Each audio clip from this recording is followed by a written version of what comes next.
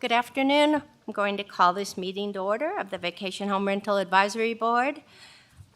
Seeing a full quorum, we will start with Lauren. And we'll start with the Pledge of Allegiance.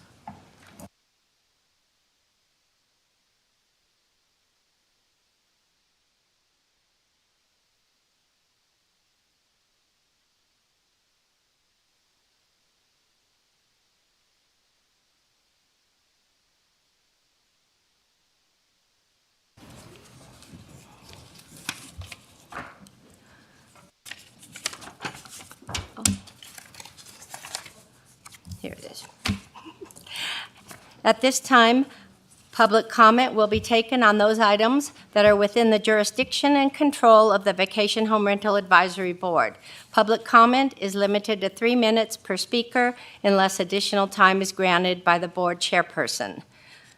The Vacation Home Rental Advisory Board uses timing lights to ensure that everyone has an opportunity to speak. You will see a green light when you begin, then a yellow light, which indicates that you have 30 seconds left and should conclude your comments. Once the light turns red, please sit down. So right now, I'm going to open it up to opening public comment.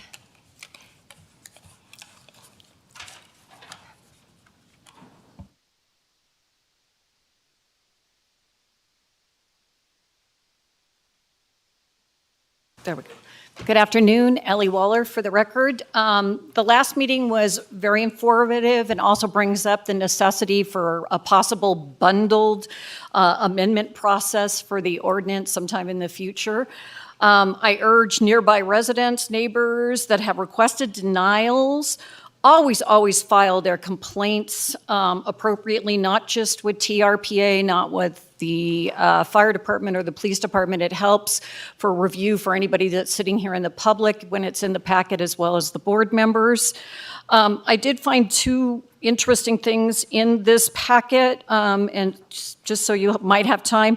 What is Land Use Code 200 versus 320 designation on the assessor records? I'm just curious how that fits into the vacation home rental information.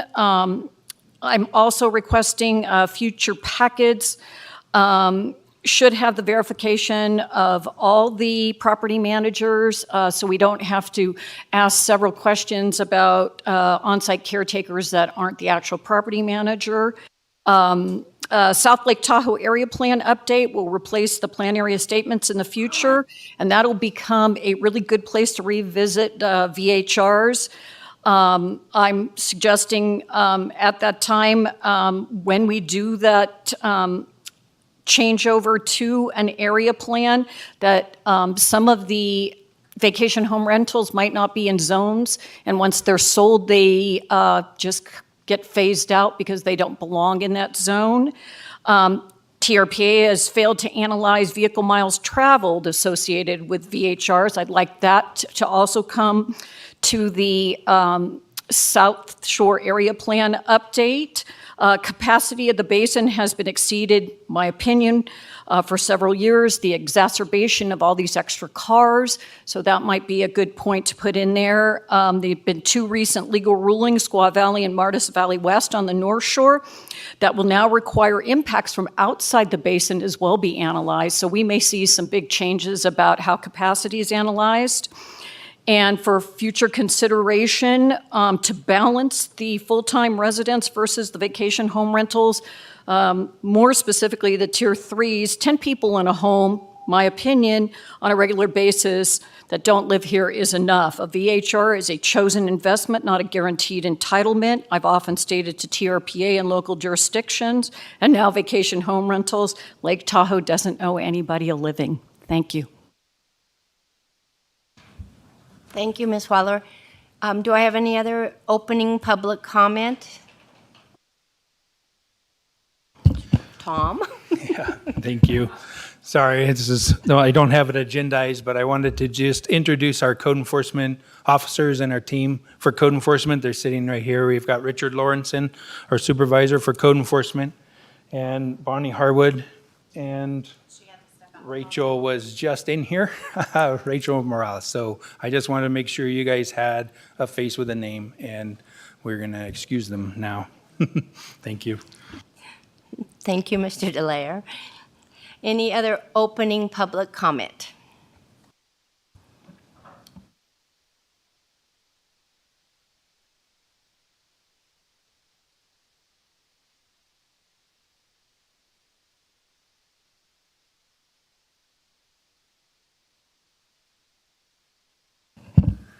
My name's Jim McIntyre, and I live at 332 Marianne, and my wife and I have been there for approximately 30 years at that same location.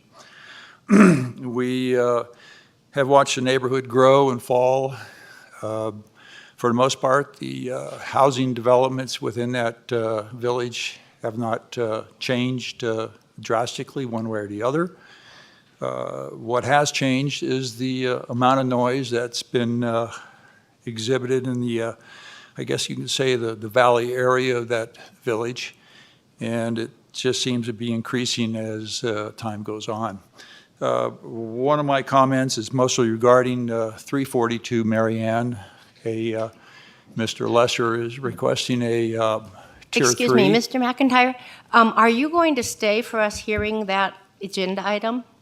Yes, we are. If you're going to stay, it would probably be more effective if you do public comment on that particular agenda item. Okay, Versus- can I get I'd like to give a sort of a total picture of the neighborhood and No, go what is ahead. going on for the vacation Okay. rentals up there. Being somebody that's observed them going on throughout the 30 years. One of the things that has happened besides population increase because of the rentals is the vehicular traffic in these areas.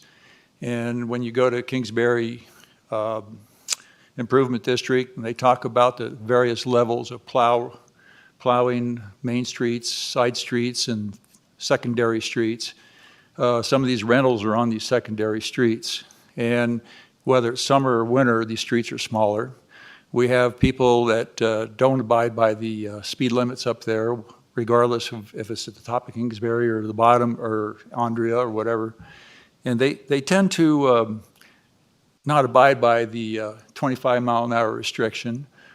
Where my property is, there's a turn on Marianne and Barrett. A lot of kids with California plates and come around there when they're looking for their vacation rental, and they kind of drift the streets. As the evening goes on, they've come back from the casinos, the drifts are a little more pronunciated. Their boom boxes in their car for a lot. Not everybody is that way, but there's a vast majority, and it seems to happen every weekend, that we increase the noise level of the whole area. And so I really feel adding more people to this whole development area, now that it always has been single-family homes. I do remember when I moved there in '92, the county and I believe TRPA were fighting secondary homes within the units. So I guess you could say grandfather or grandmother quarters and what have you, that they took and successfully removed them. But now we're back to many more people in the area. And it's because of the vacation rentals and the 10-level, 16-level properties, as well as cars. Thank you. Thank you, Mr. McIntyre, and you are welcome to speak again when we go to that item number. Okay, more public comment from the audience? Opening public comment.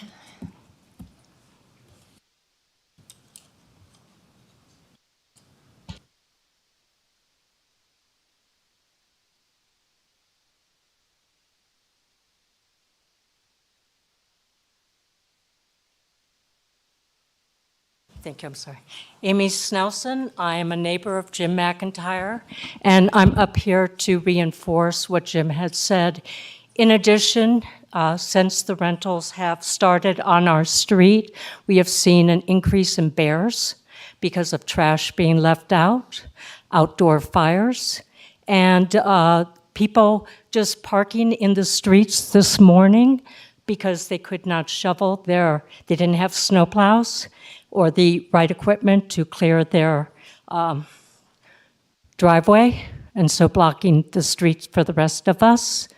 And I'm very concerned because we moved here about 12 years ago into what we thought was a single-family dwelling, and now live next door to a hotel, which is being rented out 14 people. And the cars are in double driveways, and just very upset over the lack of enforcement of regulations. Do not see these homes being cleaned. We are still in the midst of a COVID pandemic. And I worry about the safety of the people that rent there, but the safety of the people on our street. And I'm here to just register my complaint with you all. Thank you. Thank you. And again, when we come to that item number, you can make further comments. Any other opening public comments?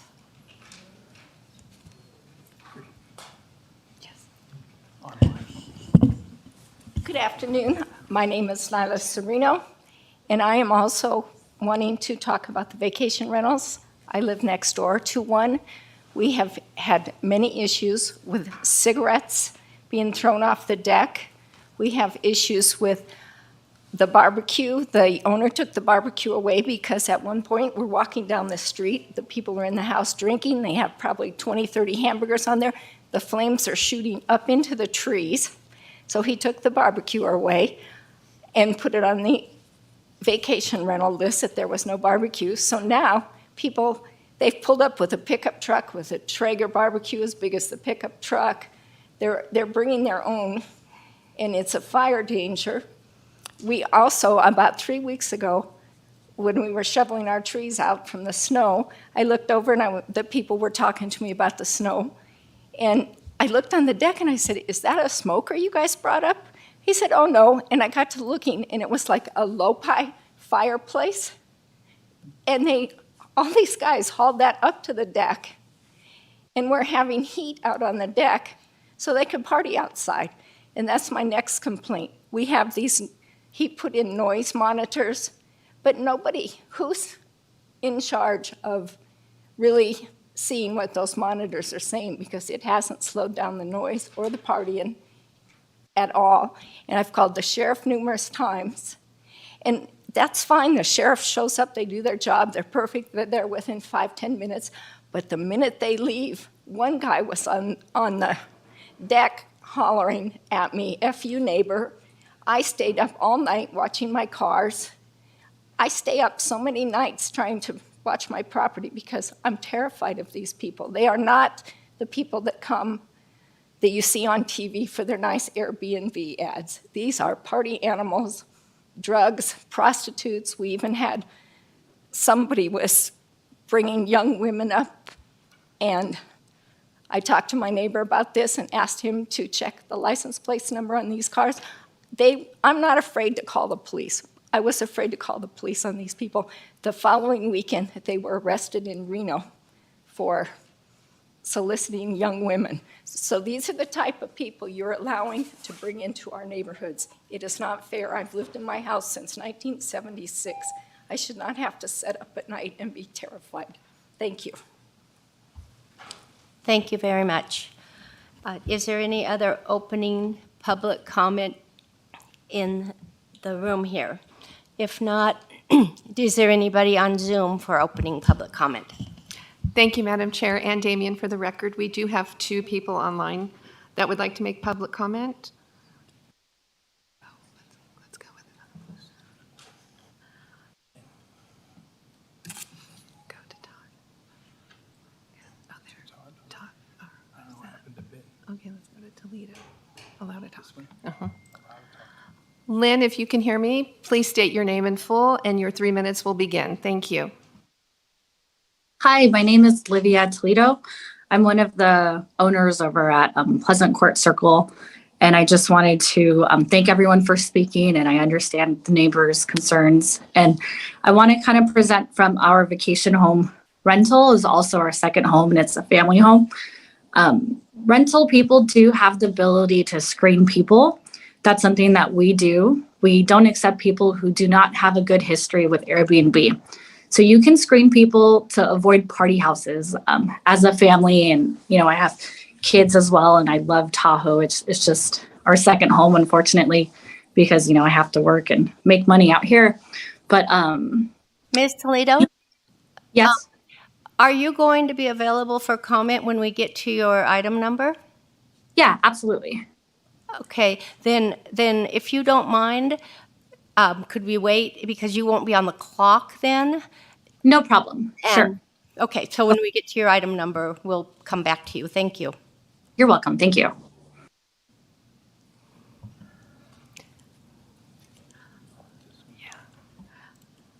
Todd, if you can hear me, please state your name in full and your 3 minutes will begin. Yes, hello, this is Todd Lesser. Can you hear me? Yes, we can. Perfect. I am on the agenda, but I'm not going to address that right now. I'm addressing other issues. First of all, I have watched vacation rentals in multiple markets. Palm Springs, I've seen partying go on in Lake Tahoe, in Fort Lauderdale. And what I recommend you do is I urge you to amend these regulations and actually be even harsher. For example, Palm Springs drives around with noise monitors, and if the vehicle that detects noise off the property, they cite the renters. And what will happen with that is Lake Tahoe will get the note, the message gets out there that you will get a ticket if you make noise in a residential area. People will start going to other places. A perfect example is at Fort Lauderdale. About 20 years ago, Fort Lauderdale turned into a huge area for spring break. They clamped down. They started giving tickets for kids drinking down the street, making noise. All of a sudden, what ended up happening is spring break moved to Daytona Beach because they said Fort Lauderdale won't take that. And so don't necessarily throw the baby out with the bathwater. I'll give you one other example. Mount Reba or Bear Valley. They were about to lose their ski resort because they weren't getting enough tourists. It sounds great to sit there and say, let's not have any tourists. The tourists are evil. But those tourists bring in tax dollars. They provide, not everyone's a retiree. They pay for the police. They pay for the electrical. They pay for all the improvements to the road. They pay for the employees to work at restaurants. My property alone brings in $16,000 a year during COVID just on the rental tax. That pays someone's salary. We need to be cognizant of that. I can tell you that South Lake Tahoe, when they've banned this in a year, they're going to be coming back because you cut out even $16,000 out of a budget. That means you cut out the resources. And I don't think people have realistically looked at the impact. But the solution to this is not get rid of vacation rentals. It's just regulate it and punish the outliners. And I'll talk about more when it's my specific property, and what I've done to be a good vacation rental owner, because I can tell you personally, I would not want a poorly managed vacation rental next to where I live 24 hours a day and 365 days a year. I feel for those people, but at the same time, just like anything else, you can regulate it. So thank you so much for your time. Thank you, Mr. Lesser. Is there anyone else on Zoom? Thank you, Madam Chair. There is no further public comment on Zoom. Thank you. Then I will close opening public comment, and we will move to approval of the proposed agenda. For possible action, approval of the proposed agenda, the Vacation Home Rental Advisory Board reserves the right to take items in a different order, to accomplish business in the most efficient manner, to combine two or more agenda items for consideration, and to remove items from the agenda or delay discussion relating to items on the agenda. Madam Chair. Mr. Delaire. Yeah, thank you. I'm a little confused with the public comment from Olivia this afternoon. I was email corresponding back and forth with her, and I thought I was going to ask or request that her item be pulled from the agenda, number 2. Can I confirm with her that she does actually want this heard today? I was under the impression I was gonna ask to pull it from the agenda before you guys voted on this item.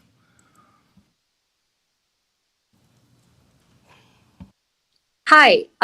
Yes, that's correct. We did agree to drop down to a tier 2 and be pulled from this. I just wanted to be part of it because I do respect the people who live there 365 days a year, but I also want them to know that we purchased the home as a beat up, abused Airbnb rental, and we know firsthand what it can do to the neighborhood and people, and that's not our intent. Our intent as an Airbnb rental is for families to enjoy the way we do when we come up with kids and you don't necessarily want to stay in the craziness of the hotels with the smoking, the pollution. I mean, we have young kids, but we want them to also enjoy how magical the experience is in Tahoe.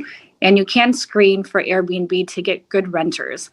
And we have invested so much money into that house and we redid everything that we don't want renters to ruin it as well. So I just wanted to kind of partake and listen to what everyone is saying. And thank you for the emails, and I apologize for taking anyone's time. You're welcome to stay and listen to the entire proceedings, but if I understand Mr. Dallaire correctly, we are to pull item number 2 from the agenda. Madam Chair, Any discussion? Keith? I wanted to make sure I understood. The way I understood it, we are pulling item 2, and she will revert to a Tier 2 permit. It's not going to stick to the 180 days for a Tier 3 permit. She will cease to rent as a Tier 3 permit and go to a Tier 2 permit effective immediately? Yeah, that's correct. She's got two reservations to date and into the future. One of them is 8, the other one is 10. So she was fine with the Tier 2, and she'll reapply for Tier 3 next renewal period. Okay, so it'll be a full year as a Tier 2. Is that correct? Yeah, she applied in November. Her permit expires in November, and so this coming November she will reapply as a Tier 3. And we'll hear that at that time then. Copy. Yeah, that right. Is everybody okay? Okay. I move we approve the agenda with the exclusion of item 2. A second. Okay, I have a motion and a second to approve the agenda excluding item number 2. Any further discussion? Seeing none, all those in favor signify by saying aye. Aye. Aye. Opposed, none, 5-0. Okay, the next item is approval of the previous minutes for possible action. Discussion to approve draft minutes of January 26, 2022 meeting of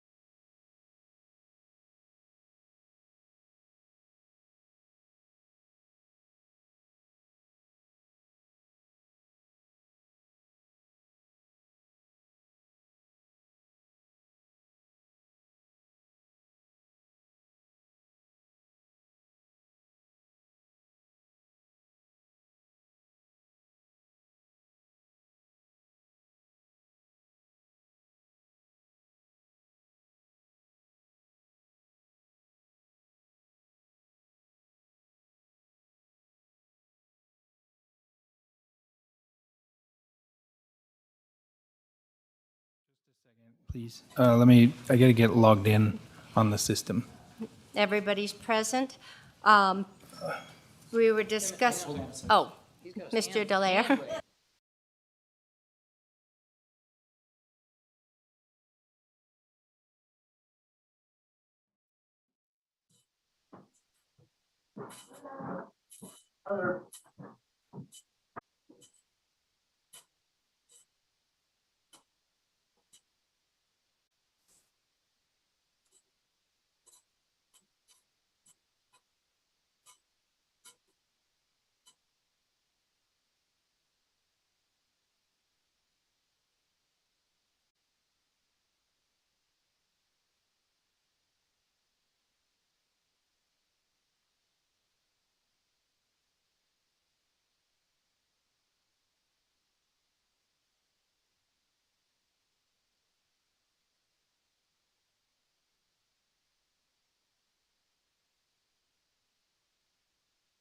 Oh, you have, I can't hear.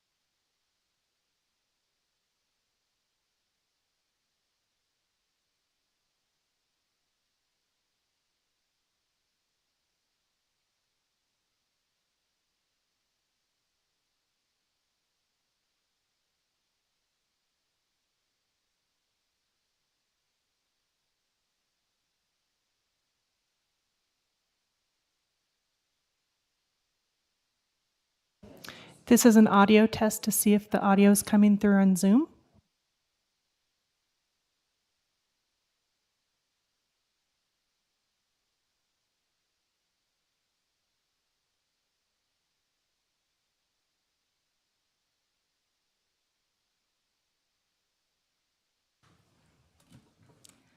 Welcome back. We have a quorum still, so let's go back to the minutes that we were looking at.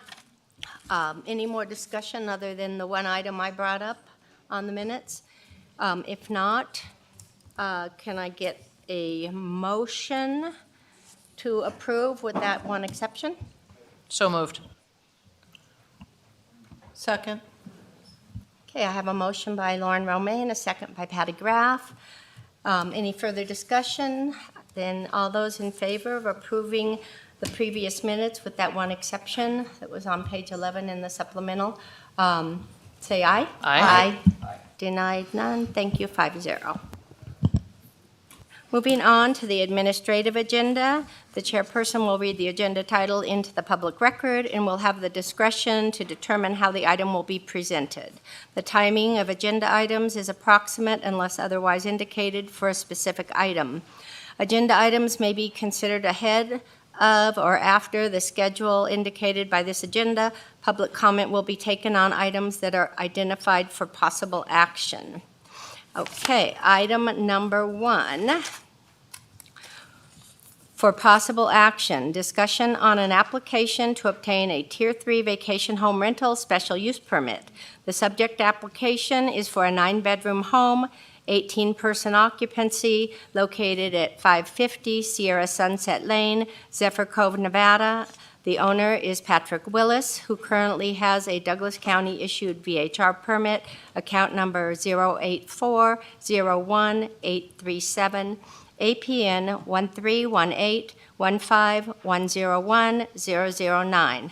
Mr. Delaire. Thank you, Tom Delaire for the record. Thank you for reading that in.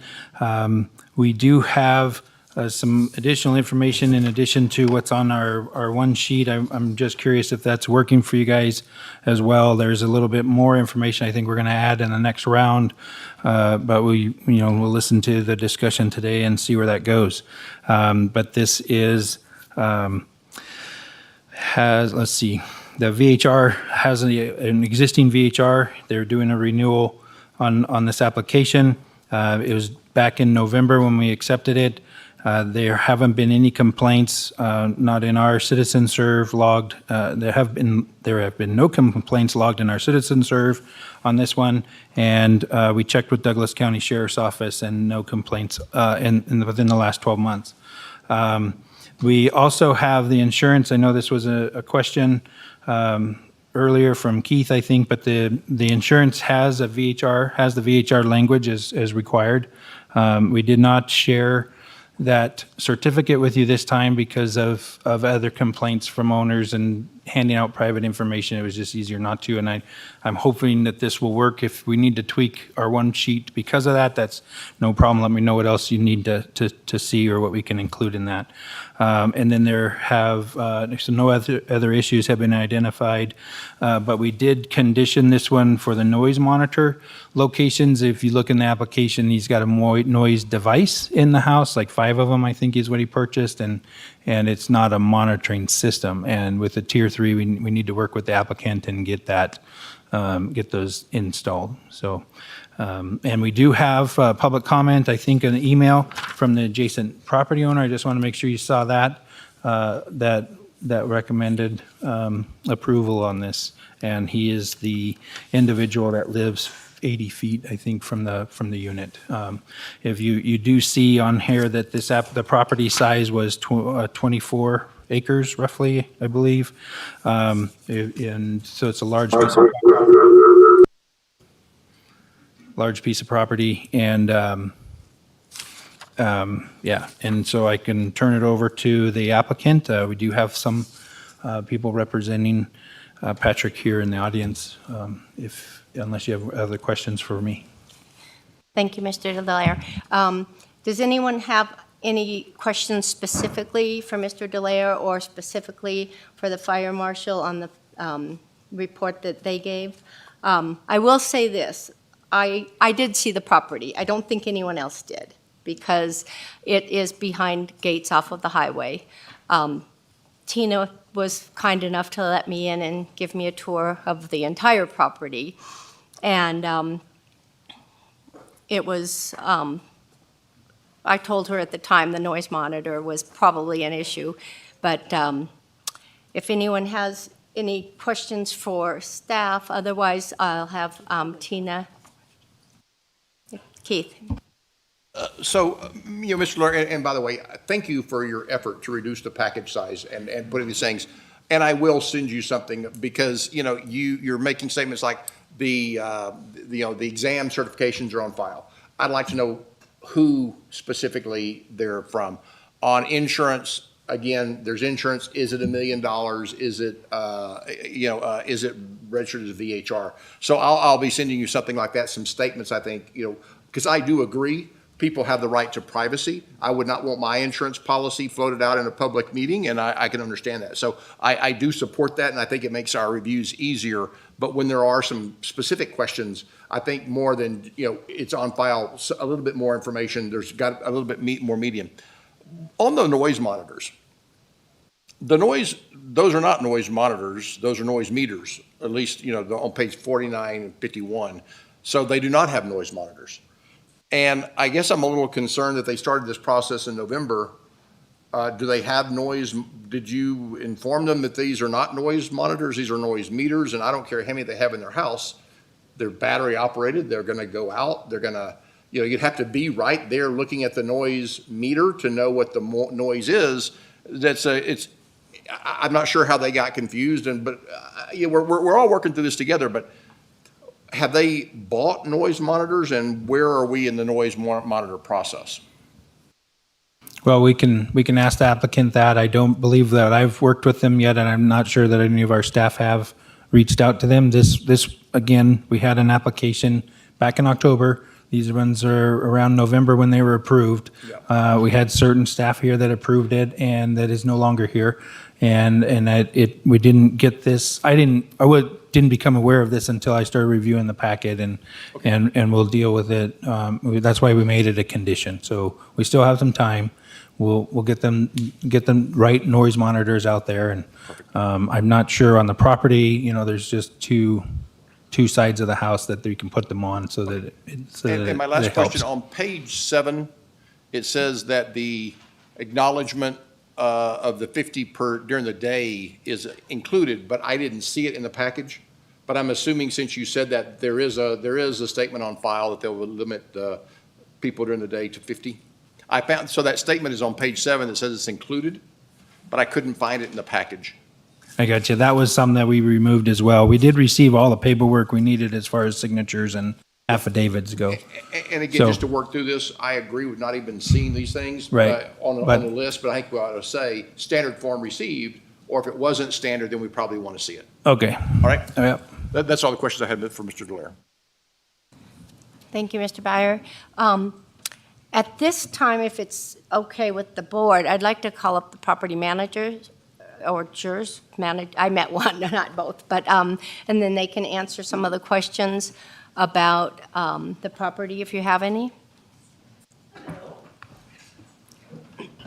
Hello. My name is State your Tina, and I represent Patrick Willis. He is the homeowner for Sierra Sunset. I'm Jennifer Suter, and I am the Business Development Manager for Tahoe Luxury Properties for the past 16 years. She's the caretaker specifically for the home, and I'm Tina, do you have something you want to report to everybody, or do you want us to just ask you questions?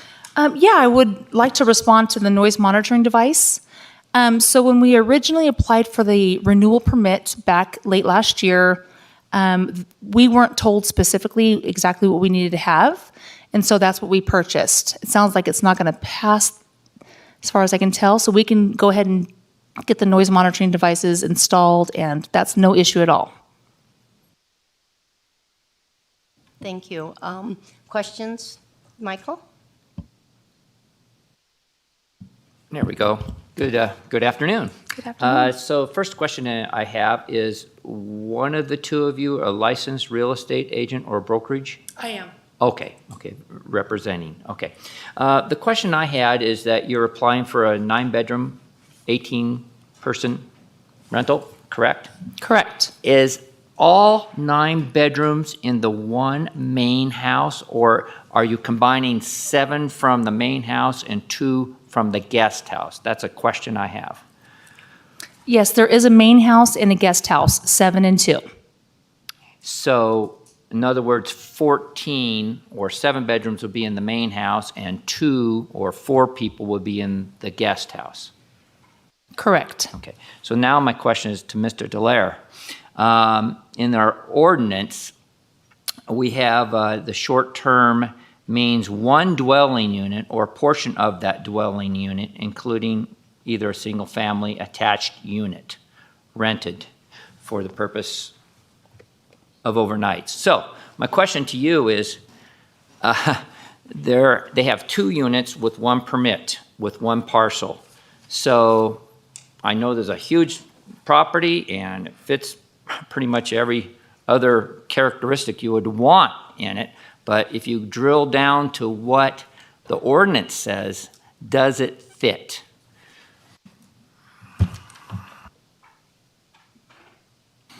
The guest house is detached. It is separate from the home, and it's on the same circular driveway with a gated facility. I didn't feel like it meant that it was 2 separate units being rented. I don't believe that they try to rent out the one side of guest house while staying in the home. But we haven't seen any evidence of that. And if you're are wanting to make that determination, then today you can cut that guest house out. I mean, and just have the 1 permit.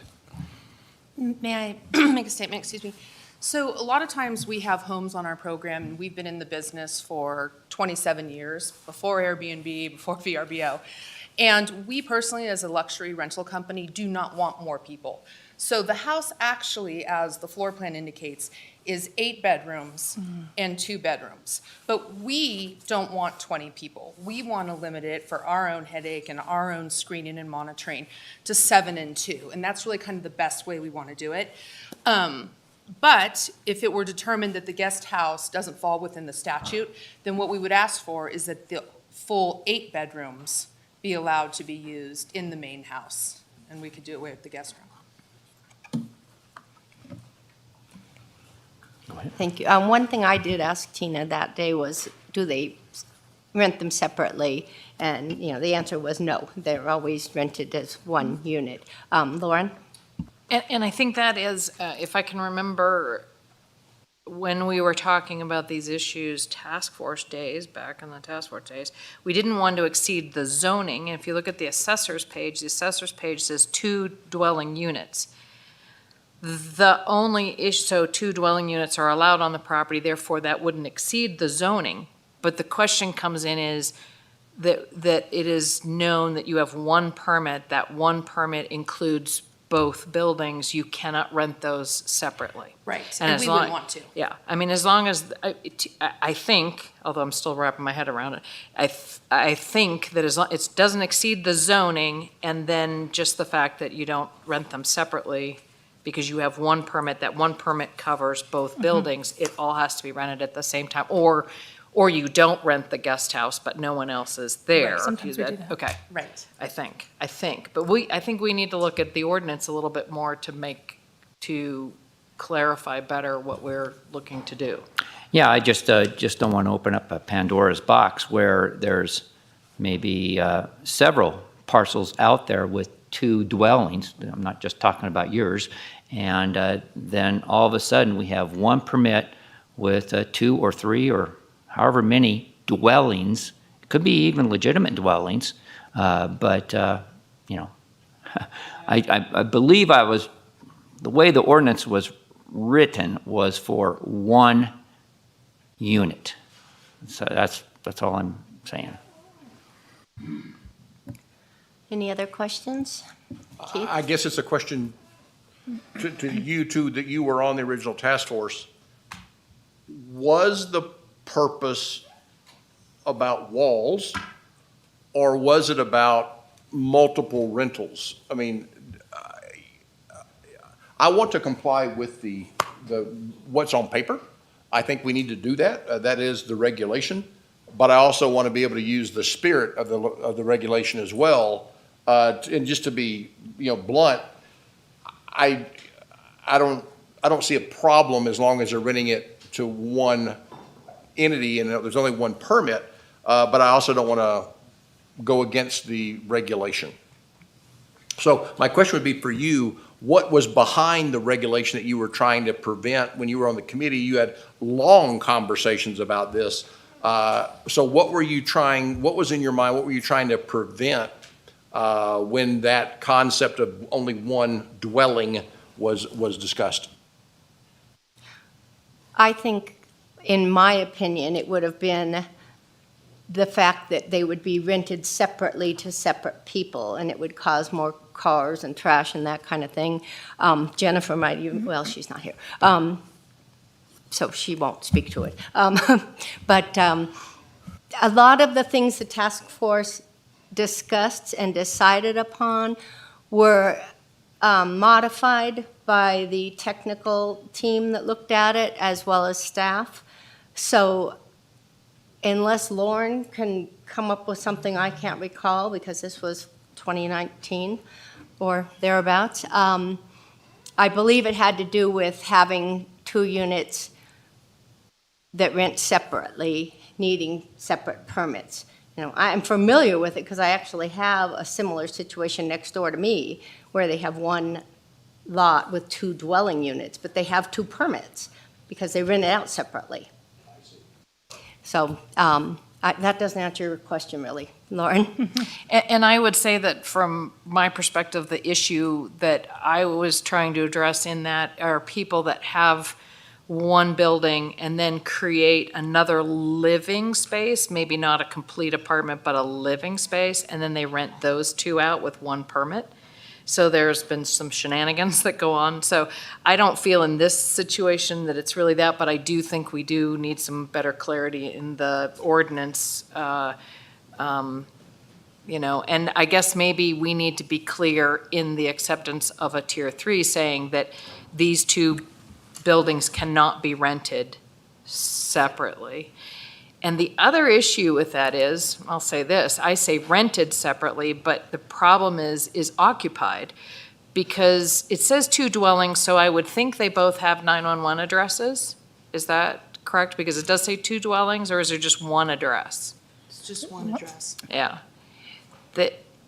The issue also that we came in was, okay, so what happens? You have a building, you have someone who builds another, like, mother-in-law unit. They live down below, but then they rent up above. Well, that's what we were trying to stop. You have a building, the building is 1 building. The code says, your assessor says you have 1 building, therefore you can rent that 1 building. You cannot inhabit another section of that building. Not rent it, not live in it, not whatever. The VHR permit has to cover that whole area. I'm seeing that here, but maybe we need to write, as a condition of this, that they should be rented together or not, or the guest house not inhabited at all while it's being rented, if that makes sense. Thank you, Lauren. And I did look at the advertisements, and they don't advertise at all that there's 2 separate units that could be rented. But is there any comments that you want to make to that? No. Sam? Yes, Sam Taylor from the Douglas County DAs for the record.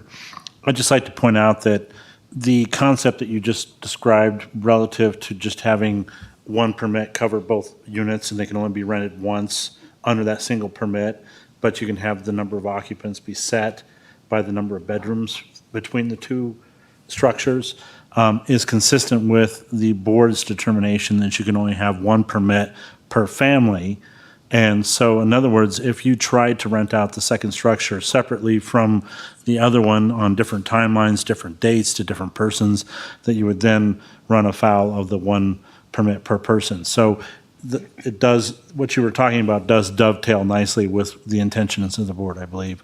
And also, I believe this is one of the sections that was not modified by the board from the VHR task force.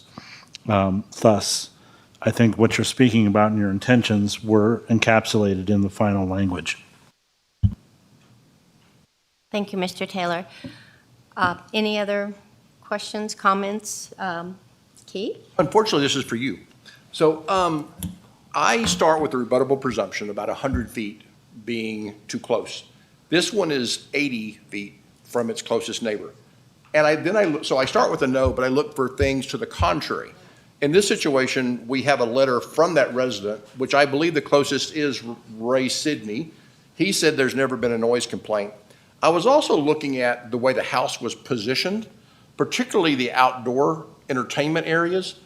And so the house isn't facing Mr. Sidney. It's almost with its back to Mr. Sidney. The outdoor entertainment areas aren't very close to Mr. Sidney. They're halfway or even 3/4 the way down. But I was also looking at the trees. It looked like to me, I wasn't able to go, I was looking at the satellite view, but it looked like there was a line of trees in between the houses. So when you toured, did you go to that area? Did you see, was there some kind of separation of these properties? With my, again, I think I have a rebuttable presumption. I think I've rebutted it, right? I don't think this one's a problem, but it is 80, so I have to get there with evidence to the contrary. When you reviewed, did you see that my view of the photographs made sense? I drove, there's the circle driveway, and then you go around and where the garages are. That is the area that faces Mr. Sidney's. Okay. Mr. Sidney's a full-time resident. Then on the outdoor area, I was told by Tina that where the pier ends, there's continued beachfront that belongs to the property, but guests are not allowed to go any further. There's some signage that says they can't go any further than the pier so that Mr. Sidney's privacy isn't encumbered at all. So, and then there's a tree line, and I mean, it really is, it's well done to protect Mr. Sidney from any kind of disruptions. Thank you. Any other questions, Lauren?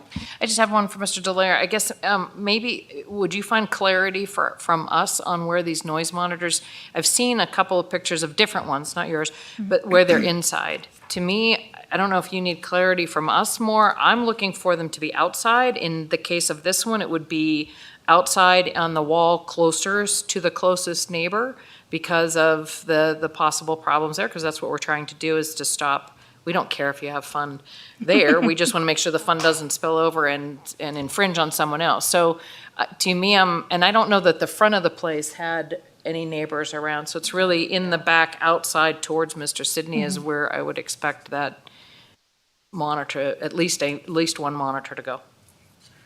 Thank you, Lauren. I actually told Tina that that would probably be what we would want, something closest to that corner of the yard, of the outside entertainment area. And as far as where they want it in the house, there's a lot of entertaining areas in the house. It's quite large, and there's, game rooms and living rooms and kitchens, and it's a kitchen, just large.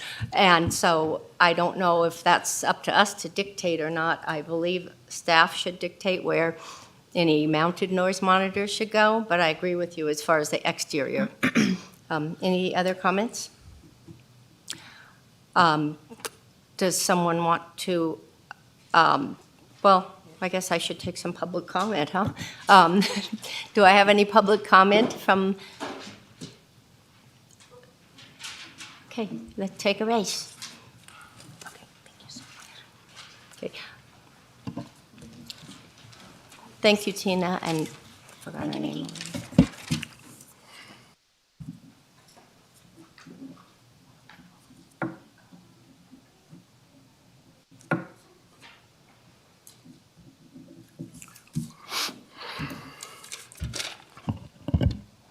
Dan Ainsworth. As you know, I was on the task force too. So I want to provide some comments with respect to what you've already discussed here. And one of the topics, the distance thing, Keith, that you were talking about, the 100 feet and stuff, I want to talk about that later in the last agenda item when we talk about possible changes to the ordinance.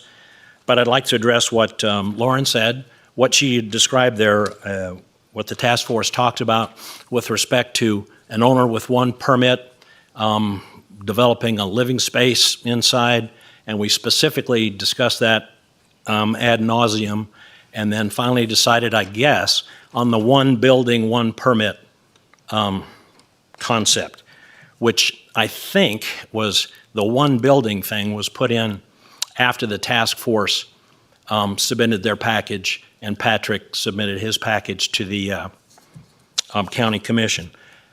My recollection is that we never talked about the situation at hand here, which I think is a perfect example of something that ought to be allowed, that didn't get discussed in detail.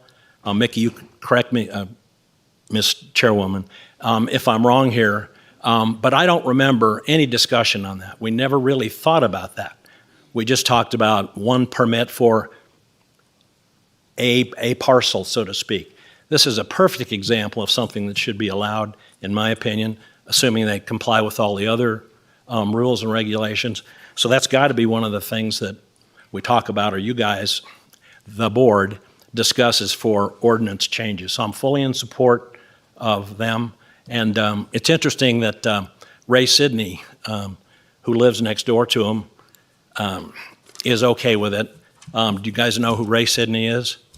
Big George, right? Who does a ton of stuff for the community. And as far as I'm concerned, if Ray Sidney says it's okay, it ought to be okay. Great neighbor.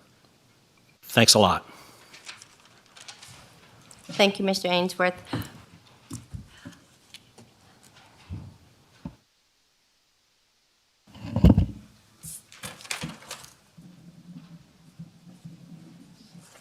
Good afternoon, Ellie Waller. I'm going down a little different path, notwithstanding the 20 acres, notwithstanding talking about the two structures.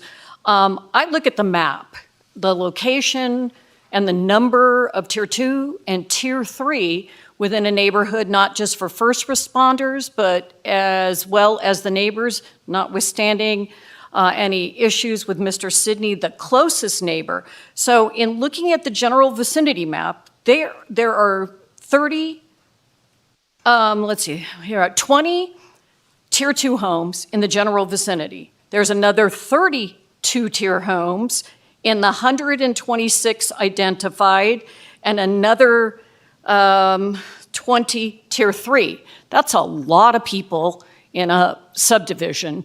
Mostly summertime, I worry about response and number of cars. Again, they're in driveways, or supposed to be, but it's the number of people meandering around. Just something to take in consideration when we're reviewing these neighborhoods, the size of them, the number of Tier 2s and 3s that already exist. My next thing, and I asked in public comment, I'm just curious what Assessor Code 320 is. Every other one we've looked at is Assessor Code 200. I don't know if that's a distinguishing factor. It probably isn't going to change my mind here today. Just want to know as we're looking at records.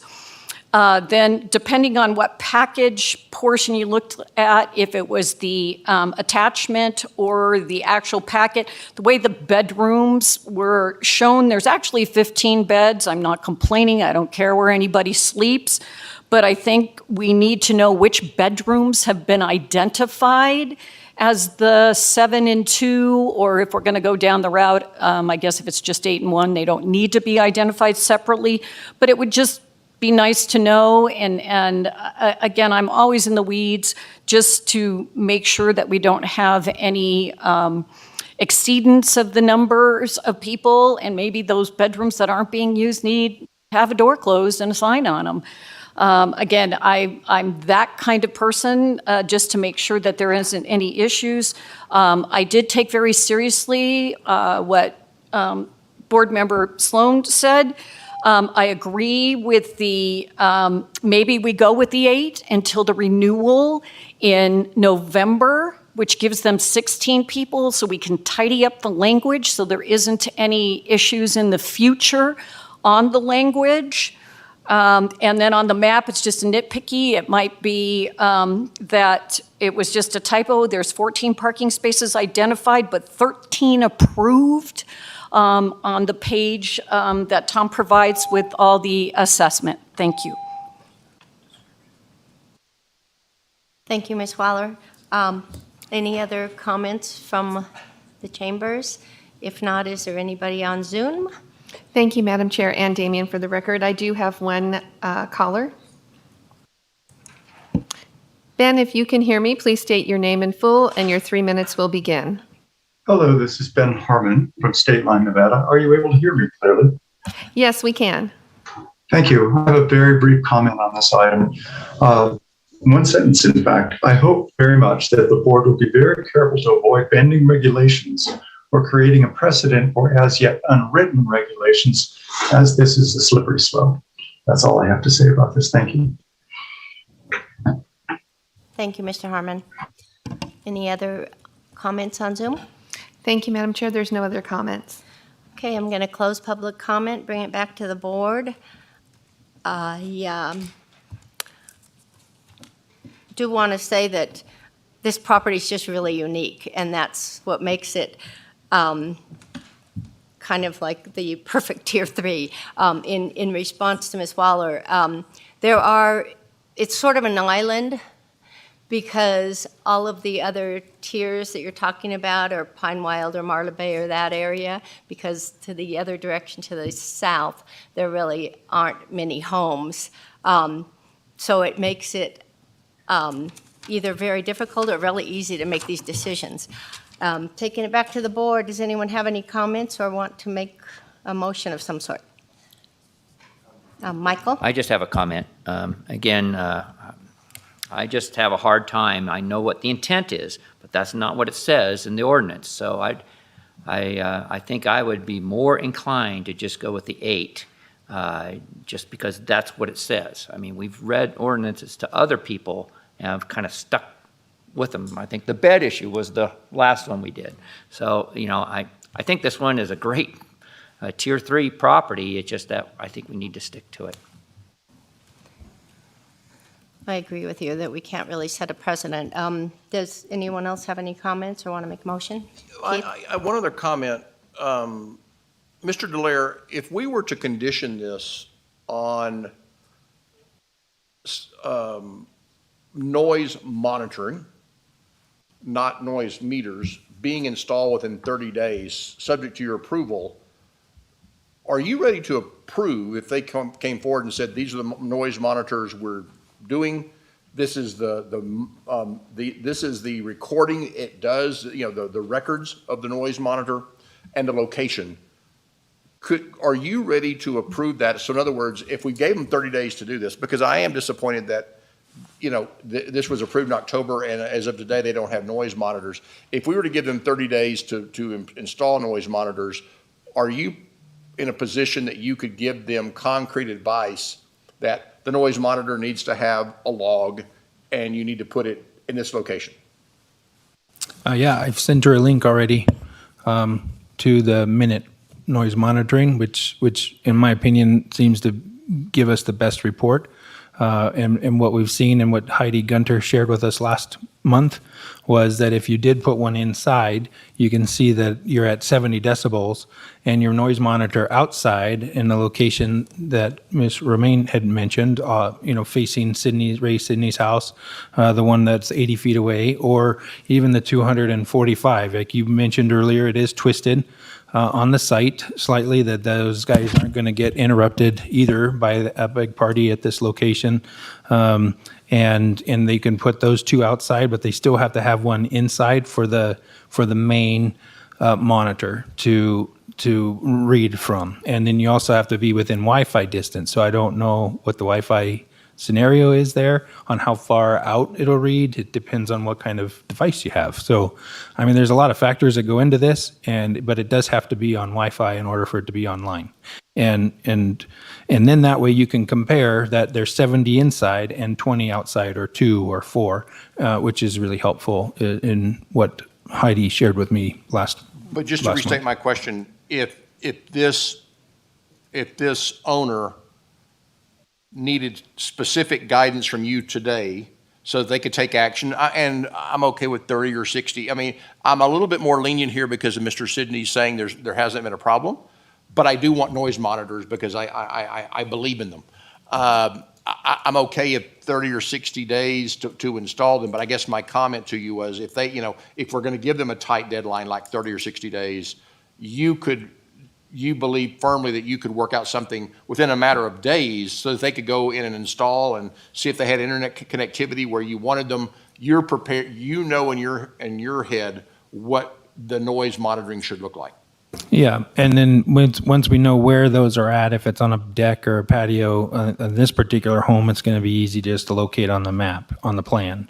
It is hard to read because it was a large plan set that was reduced down to an 8.5 by 11, but we can get that on the map.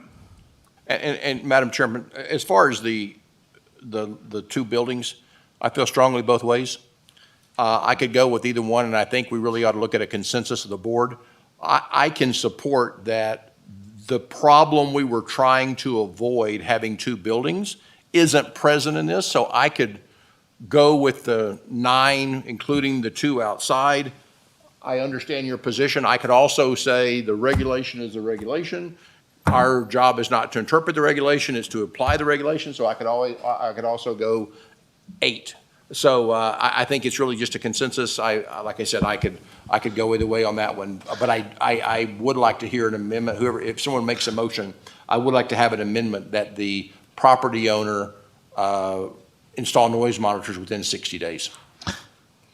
Yeah, this is difficult, but we really, I'm uncomfortable with setting a precedent, especially with how specific we were at the previous meeting on bedrooms, that we follow our own lead. So I would agree with you, we need a motion, or I would agree with Michael and I would agree with you that we need a motion that includes the noise monitors and reduces them down to 8 bedrooms until such time as, we make some adjustments to the ordinance. Madam Chairman, would you also be in favor of a motion that said if the regulation is changed, that Mr. Dallaire could unilaterally raise the occupancy back? So in other words, if we were to clarify the regulation that that's not what we meant, we didn't mean about a building and walls, we meant about breaking something out and renting it separately, that if the regulation was changed, that unilaterally Mr. Dallaire could raise the occupancy to the 7+2 instead of the 8.8 and 0. I could very much get behind something like that. I would imagine, it'll be a long motion, but I think we should give it a try. So whoever wants to be verbose, go for it. Michael? I'm going to give it a whirl here.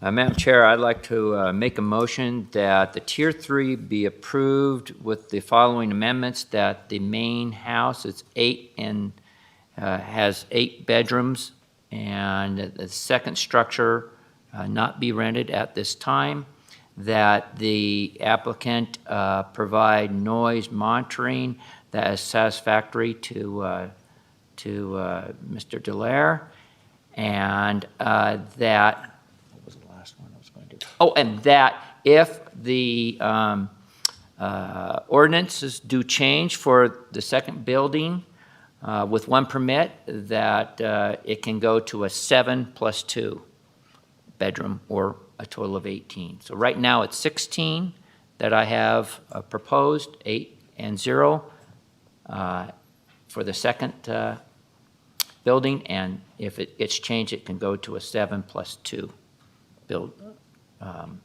bedrooms or total of 18. Thank you. Thank you, Michael. Any second to that motion? I'll second. Any further discussion? Mr. Slow, I guess I'm not concerned about where the people sleep. In other words, I'm very comfortable with 8, but I think what I heard you say is they can't rent that structure out there. So in other words, they have 16 people. You're saying in your motion, 2 of them could not live in the bedrooms that are in the separate building. I just want to make sure I understood your motion, because I personally don't care if it's 16 if they all sleep in the living room. Well, that was the whole point of my motion, was because in my reading of the ordinance, you can't have two buildings, and so you have to pick one or the other. I'm sure they're going to pick the one with the most bedrooms. I don't care which 8, or there's might be 9 or 10 bedrooms in this main house. I don't care which bedrooms they sleep in as long as they're legal bedrooms. But I just had that motion that they couldn't use the second one because that's the second building with one permit per parcel. Lauren?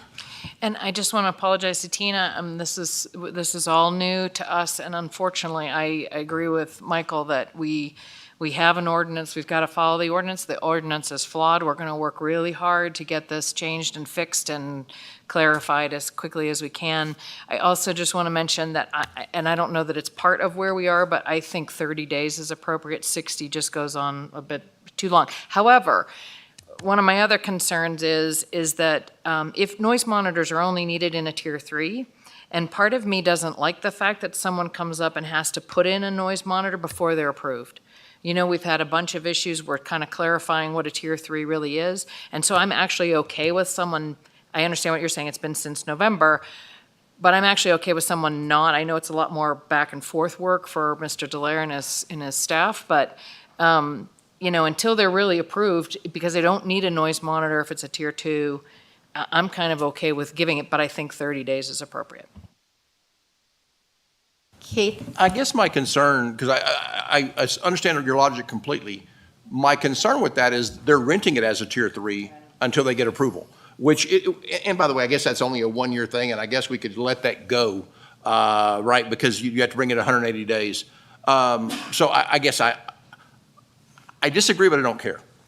Mr. Sloan, did you also include in your motion that if the regulation is changed, that Mr. Dallaire could unilaterally, was that part of his motion? Yes. Okay, thank you. I believe I did. And did you second?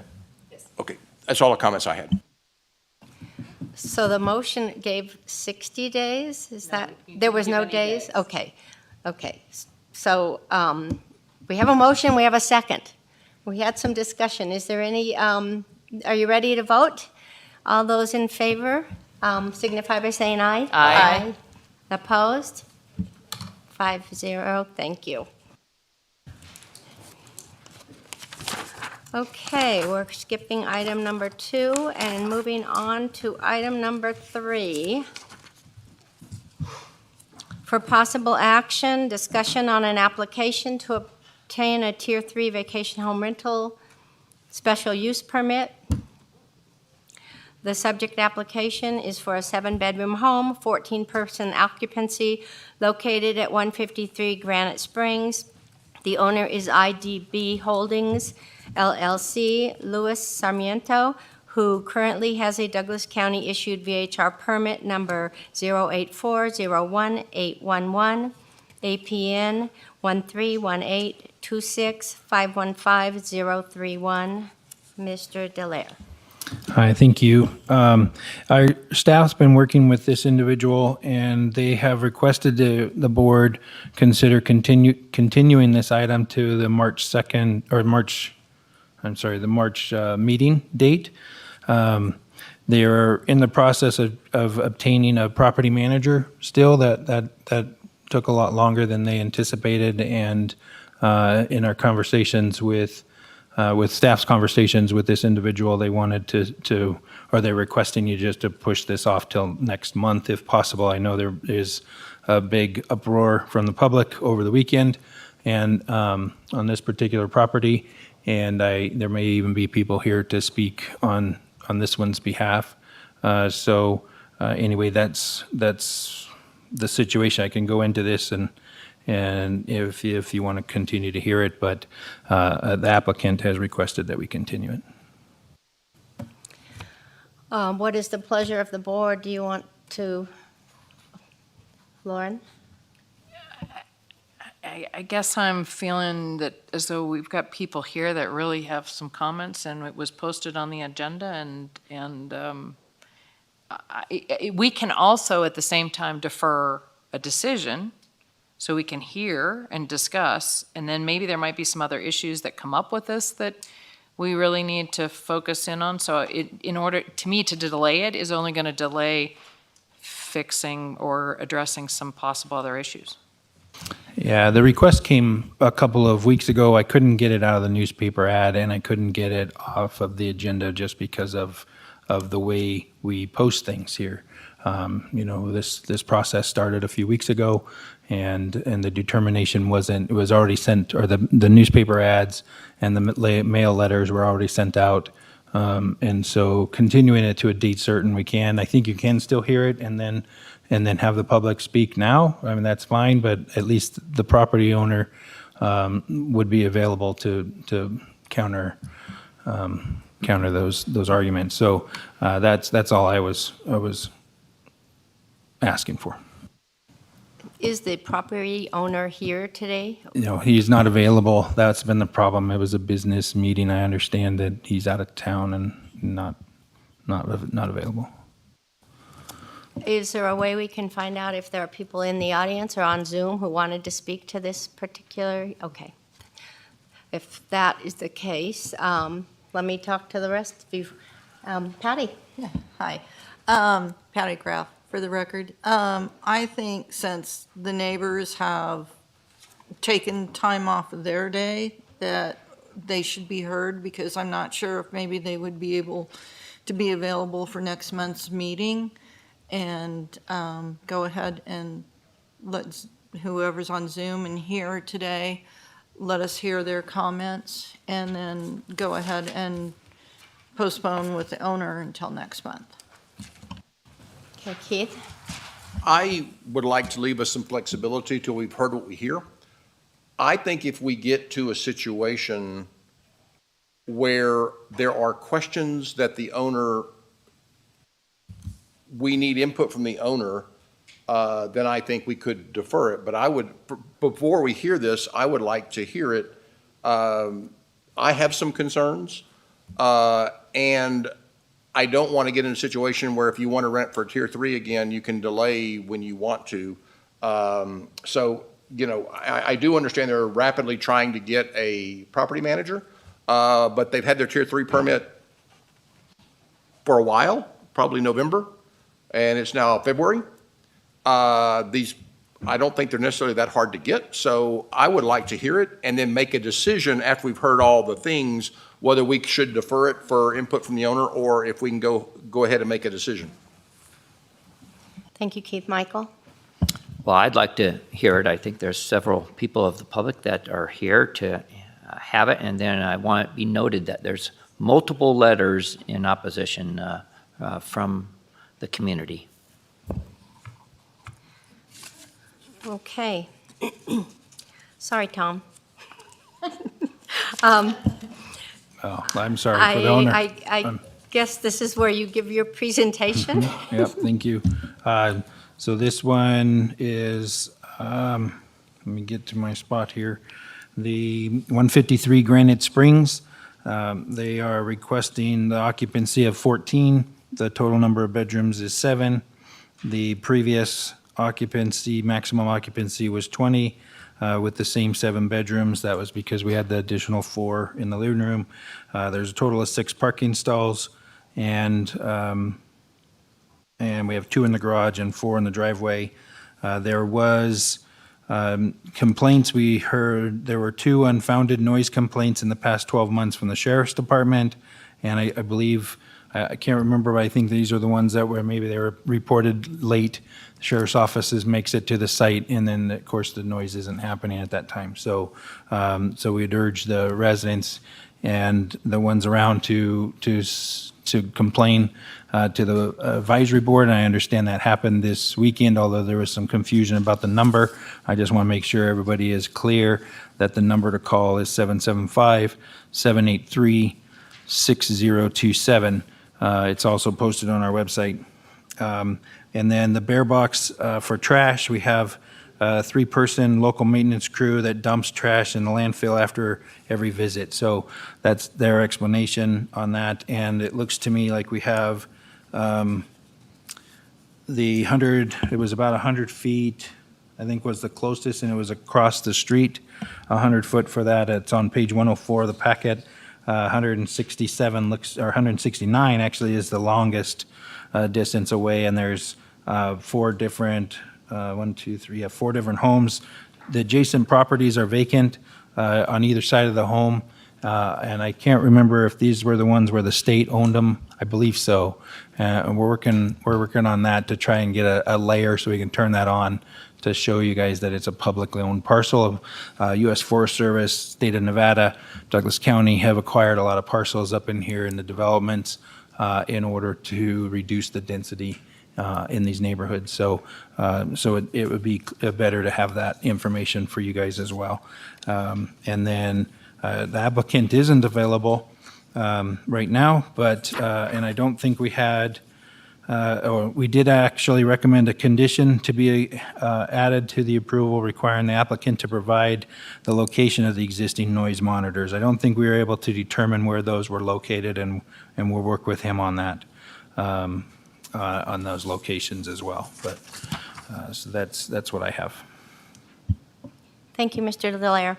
I want to remind the board that because the owner isn't here, we won't get some of our questions answered. And Mr. Delaire, if you would ask the permit holder to listen to this portion of the meeting so that he's prepared if we end up deferring the vote. Because I know for myself, I have quite a few comments. But let's start with the board here asking, we're not asking questions, I guess we're making comments. Or, well, we're not. Well, okay, and then if you have any questions for the fire marshal as well. So, Keith, did you want to go first? Mr. Lair, I just want to, I'm just trying to use intuition about the LLC. And this is owned by IDB Holdings, but the permit is issued to an individual. Is that how you're trying to prevent transfer of permits with the sale of a property? Or why wouldn't and by the way, the permit was issued after 6/2/21, and I wasn't sure what was happening with LLCs. I thought the original ordinance said no LLCs after 6/2/21. Were those grandfathered in, or can you tell me about how the LLC was it grandfathered in, or if it not, why was it issued? And then is that why it's Louis Sorrento? So if you can just kind of look at that, it's an LLC issued after 6/2/21, but the permit's in the name Louis Sorrento. Is that why it's an individual rather than an LLC? Tom Delaire for the record. The LLC purchased the property, or it was transferred, actually, I think, is on this particular one. If you look at the deeds tied to the ownership record, so on page 147, they purchased the property on September 2020. The LLC is when that happened. So they did create the LLC this last time prior to those new rules going into effect in 2021. I believe we left the permit, or back when host compliance was doing the permits and we were managing that, I believe the permit was still left in the original owner's name. I believe is what happened, or there may have been even a property manager associated with this. I'm going to need to dig into this a little bit more. To answer your questions, in detail, because some of this is getting really far into the weeds on this application. But Louis Sorrento, Louis, it looks like to me were the last two that were issued on this particular property. And what we're trying to do now is and at the guidance of our district attorney's office, is show the actual owner's name. So the LLC will be on the permit, and then in brackets, it's who the LLC has identified as the responsible person. And that's how we've been trying to write the code, the ordinance, or the agenda action item. So we give you the name of the individual who's in responsible charge of the LLC. On a go-forward basis, there's a vacant lot, and I think on page 104, it shows, there's 169 feet, 100 feet, 167, 100, 125 feet. That lot on page 104 to the left I don't know if that's a buildable lot, but it would be interesting to know how close the building envelope is to that house. Because I suspect if that one other lot is 125, the Yeah. building envelope is 60. Which again, I have a rebuttable presumption about 100 feet, whether you like it or not, whether anybody thinks that makes sense or not, I still have that. So it would be interesting when there's a vacant lot to find out if it's a buildable lot, and if it's a buildable lot, how close the building envelope is to the house.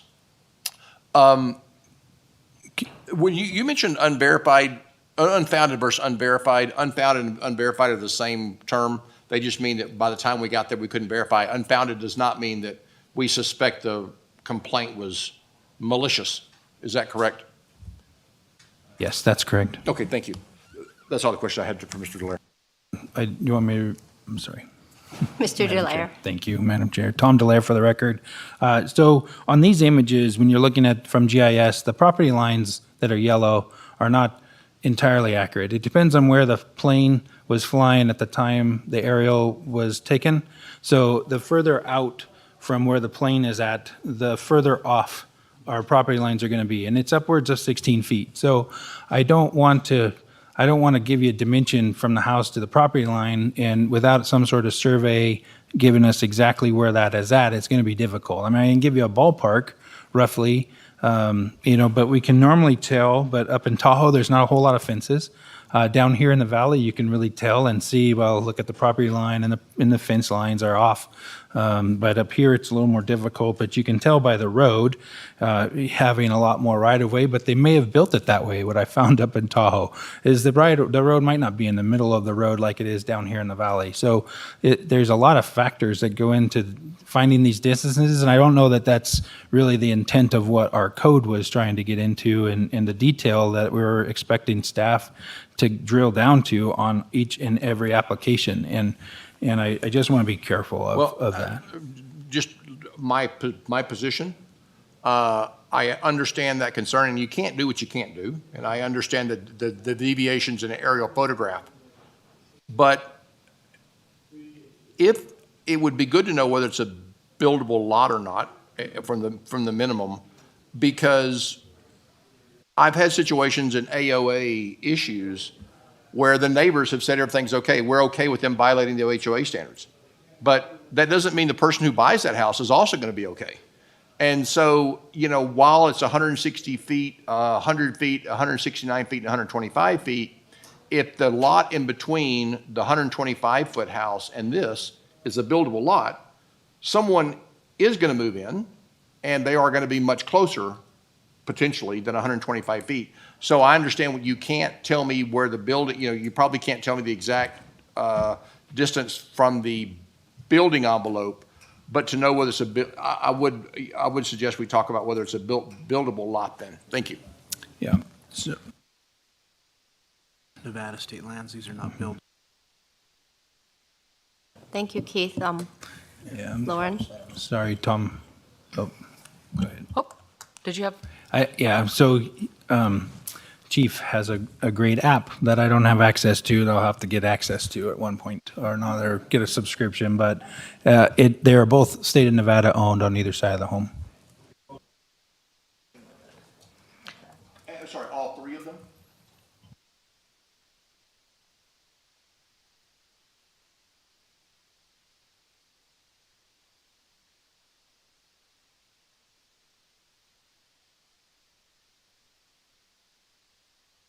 The left and the one to the right are state of Nevada, so I'll give it that. What about the one directly across the street to the right? State of Nevada. So all three of those are state of Nevada, not buildable lots. Okay. Lauren? I have a couple questions for the fire chief. In the fire report, it says the bedroom maps must be redone to show current bedroom count. Do you know what that? And then the photos show 7 bedrooms, but they used to have 8 on their permit, so I'm just kind of really confused over what happened. So do you know what that means as far as the bedroom maps must be redone to show current bedroom count? Sometimes the homes, they'll use a owner, like an owner. Eric Gavon for the record, Fire Marshal, Division Chief.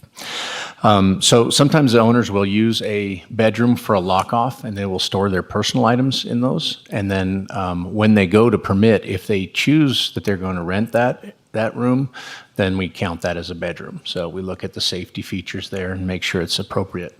So that they can either expand them or withdraw. It depends on what they're asking you to permit. Okay. And then I'm scrolling down, and I don't know, this is actually a question for you, but I'm confused. It's kind of more for everyone. I'm confused because we started off with, I'm trying to get down to the bottom permit here. I was thinking that they were permitted for 8 bedrooms, but now they're asking to be permitted for 7 bedrooms. Did I miss something there? Hang on a second. That's correct. 7 bedrooms is the correct amount that we have on our records. Their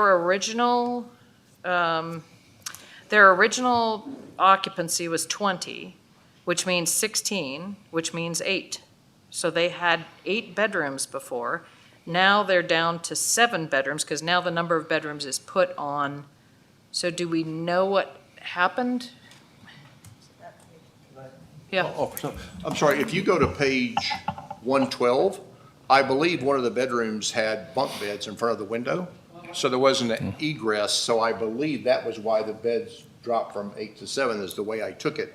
I was on page 112. Yeah, if I may, Madam Chair. So the 8th bedroom is not a legal bedroom. The 7th one is a tiny little room that is an office, not a bedroom. So it'd be an office. Okay, thank you. But let me go through my pictures of the bedrooms. And when we, oh, that's good. Yeah, that's nice. So if we go through the pictures of the bedrooms, unfortunately, page 131 is not a primary purpose room. So I needed clarification on how many actual bedrooms there were. So now we're saying there's actually 7 bedrooms because one was not considered a bedroom. But one of the 7 that are in this group on page 131 is not a primary purpose room. Yep. Okay, and on the plans, it does say game room, 7th bedroom, so it's a combination type of thing. So I don't know how we want to, unfortunately, we're back to that issue again. Can I run through my things real quick, and we can come back to this room thing if everybody wants to think about it? Yeah, Okay. On their advertisements, they actually, on the Airbnb, the reviews talk about space heaters. Are space heaters acceptable forms of heat in a rental? I guess I'm asking Mr. Gorman. So yes, they can be acceptable if they're plugged in appropriately. So if they have extension cords or they're illegally wired in there, we will not allow those. But if they have all the safety features and they're a good heater, they're acceptable. So the UL rated heaters, yes. The interesting thing in the fire report, it doesn't say anything about space heaters. So the thing of it is that we have a place that wasn't overseen for space heaters to make sure that they're being appropriately done, but the reviews are saying that they use space heat. And I was just kind of curious. It's kind of one of those areas where we need to try to figure out a little bit more. In the article, it also says, and this is on Airbnb, it also says the remodeled addition is perfect for multifamilies. So I don't know if anybody knows what that means. Is there a separate living section in that home that you know of? Unfortunately, we don't get in the inside of them, so we're kind of relying on your eyes and ears. Madam Chair? Mr. Taylor? Yeah, some of these, Sam Taylor for the record, Douglas County DAs, some of these things that Lauren's getting into, it kind of going into questions that would be appropriate for the owner to answer, and the owner's not present. And, under the public hearing procedures 2024, the Douglas County Code, they're allowed to basically be present during a public hearing. They were informed, it's my understanding, that they did not need to be present. So the question may be as to whether or not you can postpone that and ask those questions to the owner at a later date might be. appropriate to decide whether or not you're Yep. going to do that at this And point? I think my purpose was first to see if there were a way to get at answers, but then the second thing is also is that these are issues, so if, like Mickey said, if they listen to this, then we'll be much better prepared when they do. So I understand I'm not going to maybe get the answers on it. I have one last thing, if I could. On their online ad, they still are advertising for 20 people. So the title says the appropriate time, but if you read in the narrative, it says perfect place for 20 people, 8 beds.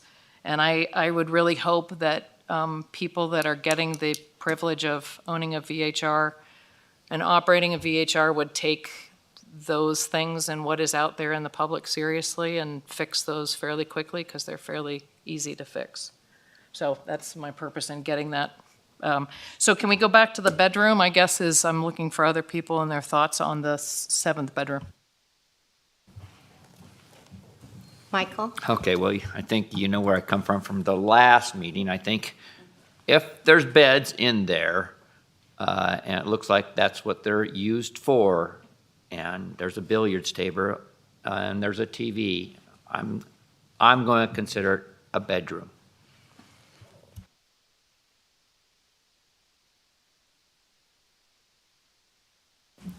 So, did I hear- And I'm probably the same place as well.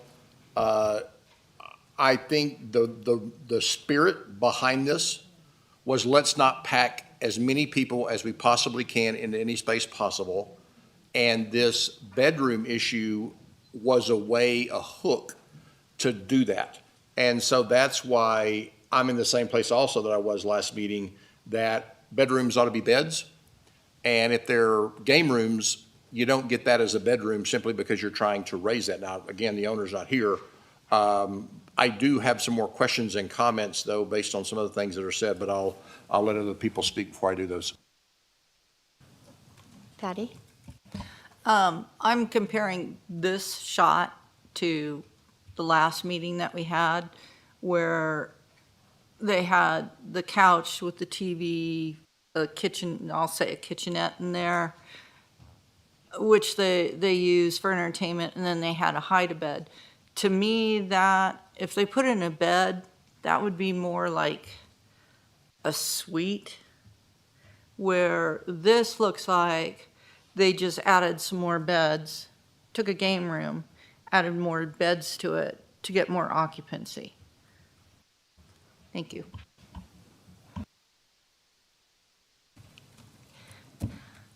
I had all of the same questions and comments, so I don't think I need to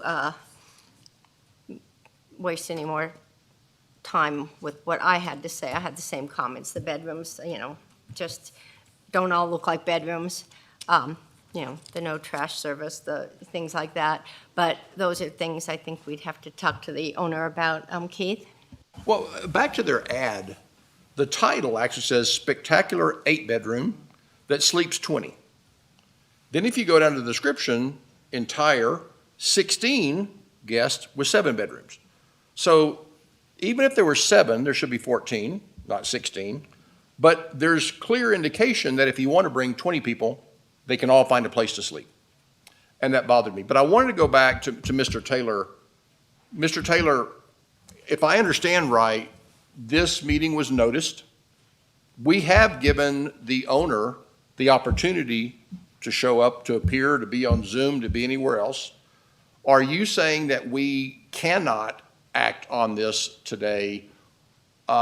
Because, again, when I heard your words and was kind of going down a mental checklist, it was agendized. They were aware. The meeting was there. They may not have wanted to, they may have wanted to reschedule it, but we did offer them the chance to appear. Would you find it illegal or inappropriate if we were to act on this today? Because, that obviously changes the direction of our questions. Sam Taylor for the record, Douglas County DA's office. I would start out by reiterating what I mentioned before, which is 2024, the Douglas County Code essentially authorizes and allows an applicant to come and appear and provide testimony and evidence in support of their application. This is an application in front of this board, and the public hearing procedures in 2024 should be followed. Normally, I would say yes. If it's agendized and properly noticed, the person should appear and present evidence. There is a mitigating circumstance here, and that is the fact that staff informed the applicant, it's my understanding they did, and let them know that they did not need to be present today. So there is a little bit of a disconnect. I think it was the understanding of staff, or at least from what I understand, that this matter would be able to be continued. I'm not sure how the board would like to address that particular fact, but if the applicant was notified by somebody having apparent authority on behalf of the county and giving them advice as to not to appear today, then I think the board should take that into account when making its decision. And also, in the event the board did make the decision in the absence of the owner, if it went against the owner or the applicant, and the applicant was not here and was told they didn't have to be here, that would present a pretty good appeal issue. Keith? Sorry, I'm just picking at the words a little bit. The applicant was told they didn't have to appear, which is every applicant. No applicant's mandated to come before this committee. So I just wanted to verify yours. It was stated to the applicant they didn't need to appear because it would be deferred. That is my understanding, Mr. Byer. Thank you. Yes. Mr. Delaire, I have a question. When these permits are in between being issued and before we hear them, they're issued a Tier 3 permit. Does whoever the people are that check ads to make sure they're correct, do those get looked at or scrutinized more carefully or at all during that time? Yeah, Madam Chair, this is Tom Delaire for the record. And I would say, yes, they do get looked at and scrutinized, and then the applicant was informed. And it sounds like they did change it. They may have missed the title on that ad, that, when we given them the letter stating any changes that happen here at this board, then we'd mandate that they take care of that like now, and we'll let this individual know as well that the advertising is still off. Thank you. I was kind of curious about that, kind of as a global question for all of them. But back, if I may, Madam Chair, to answer Mr. Byer's question, I believe staff did tell them that they didn't have to appear for this meeting, and we were trying to get this actually pulled off the agenda, but with the noticing that went out to the neighbors, and we didn't want that to be the confusion piece. That's why I opened with asking you guys to continue this till next month, but that's, Thank you. yeah. Thank you. Michael? I just have a comment based upon Mr. Taylor's, Mr. Delaire. I think we should hear from the public, but not really make any decisions today. And speed things up a little bit. I concur. Lauren? I concur also. It's disheartening because we have so many to get through and everything else, and we're trying to get our feet under us here, but I think it's only appropriate. I do have one other question for the chief. On our walk around of this property, the gas grill is up against a railing. I was wondering at what the status of that goes when you're doing inspections and whether that's acceptable.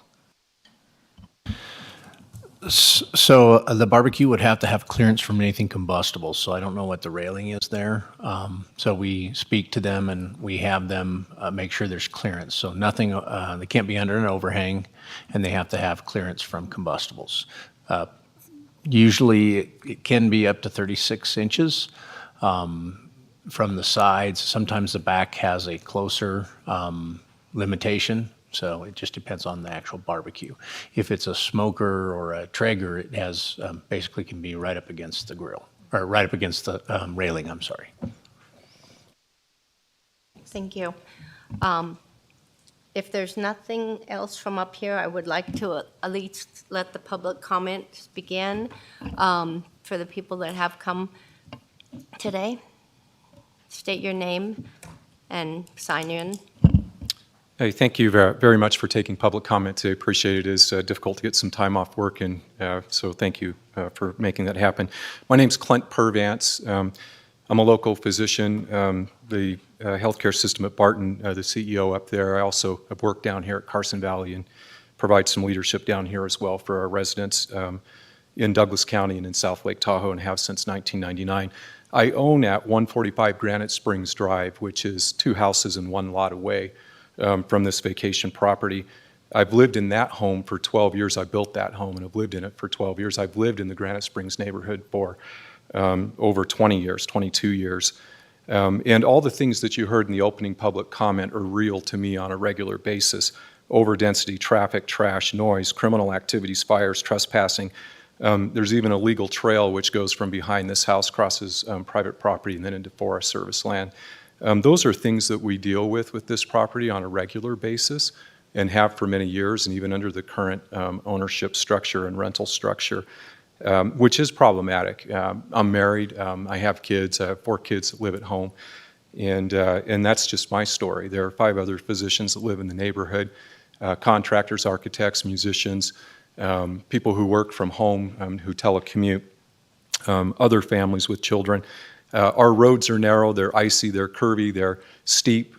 This vacation rental at one point in December had so many people in it. We just inquired of the folks that were walking through the neighborhood at one point in time. One of the young ladies who would talk to us said there are 23 staying there. There are more cars parked all over the roads, which does not enable snow removal and makes it a challenge. The roads are slippery, and so when we're out on the roads, we're always concerned. Traffic is an issue, and certainly speeding on these curvy roads is an issue as well, so it's a safety issue. But one of the things I'd love to address with you, and maybe it's good for a general comment, is that our workforces are stretched. My neighborhood is a working neighborhood in Tahoe. It's not a vacation home neighborhood. I fully support high-density vacation rentals in urban areas, and I support code enforcement. I think that that's real, and I welcome the tourism to our area. We build our community around that, but we need to do it responsibly. But the workforce is stretched. We do so much more now than we've ever done before with so much less workforce. You do that down here as well. When my team of physicians, healthcare individuals that live in the neighborhood, when we get a Sunday off or a weekend off, we want to go home and rest. We want to find that restoration time. It's hard to do when you have large vacation rentals in your neighborhood. So I would just say, for your workforce, please consider the impact. We're here every day. We're working every day. We need the rest on the weekends. We don't often get it. We have security alarms. We have cameras. We have concerns. We're trying to be more vocal as a community in our neighborhood to speak up for ourselves because we really want to stay. And we like what we're seeing in our neighborhood, which are more folks like us that are moving in. But the folks that rent in our neighborhood, they're not our families. Thank you for the time. Thank you, sir. Any other public comment in the chambers? Ellie?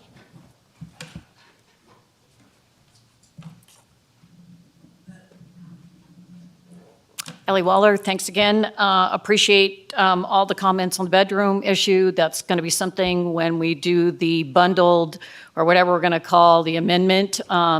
This is a prevailing issue.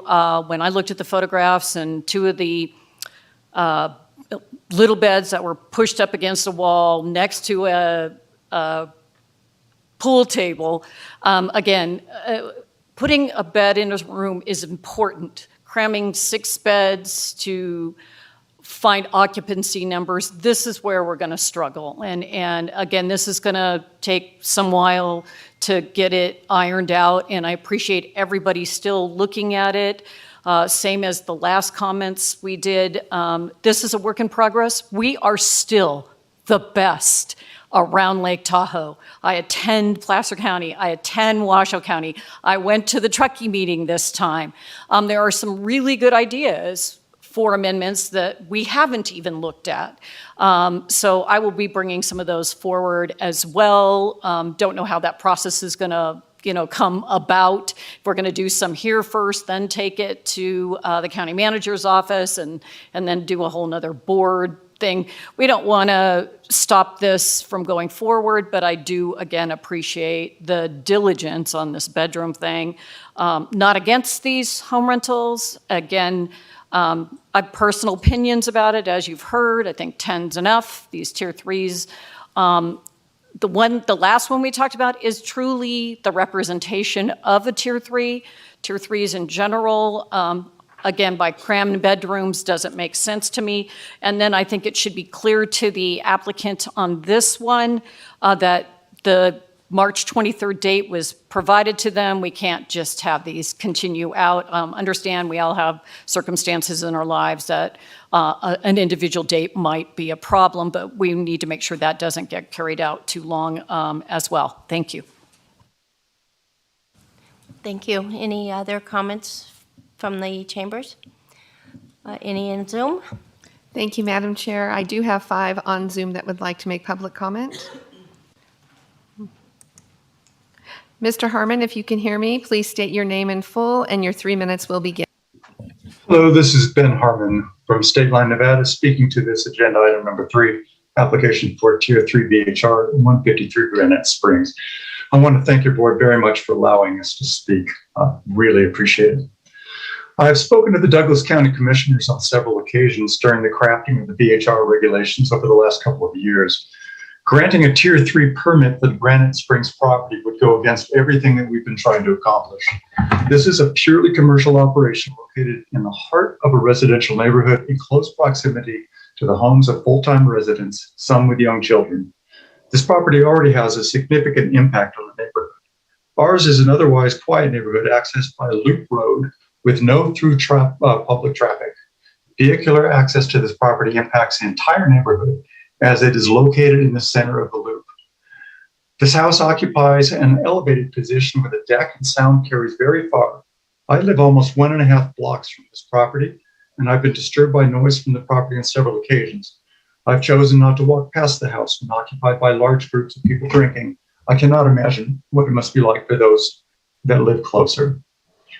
A previous speaker made a generic argument in favor of vacation rentals, referring to their economic importance. I agree with this speaker. Commercial rental income is important for tax revenue. We can accomplish this, however, without locating commercial operations in residential neighborhoods.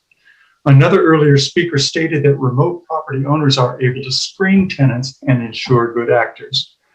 With the exception of Tier 1 VHRs, I believe this is a largely unsupportable assertion.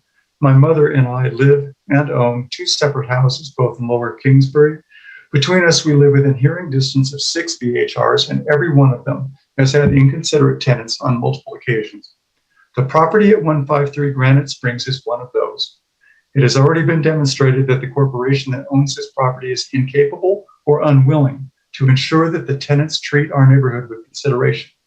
The fact that they are still advertising a 20-person occupancy tells us what degree of respect they hold for official agencies and regulations. It isn't hard to extrapolate how much respect they have for those of us that do not carry the weight of the law.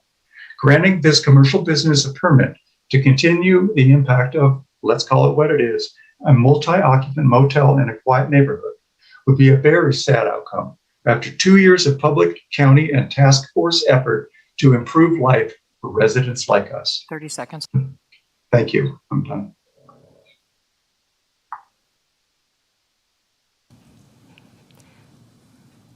Thank you, Mr. Harmon. Next.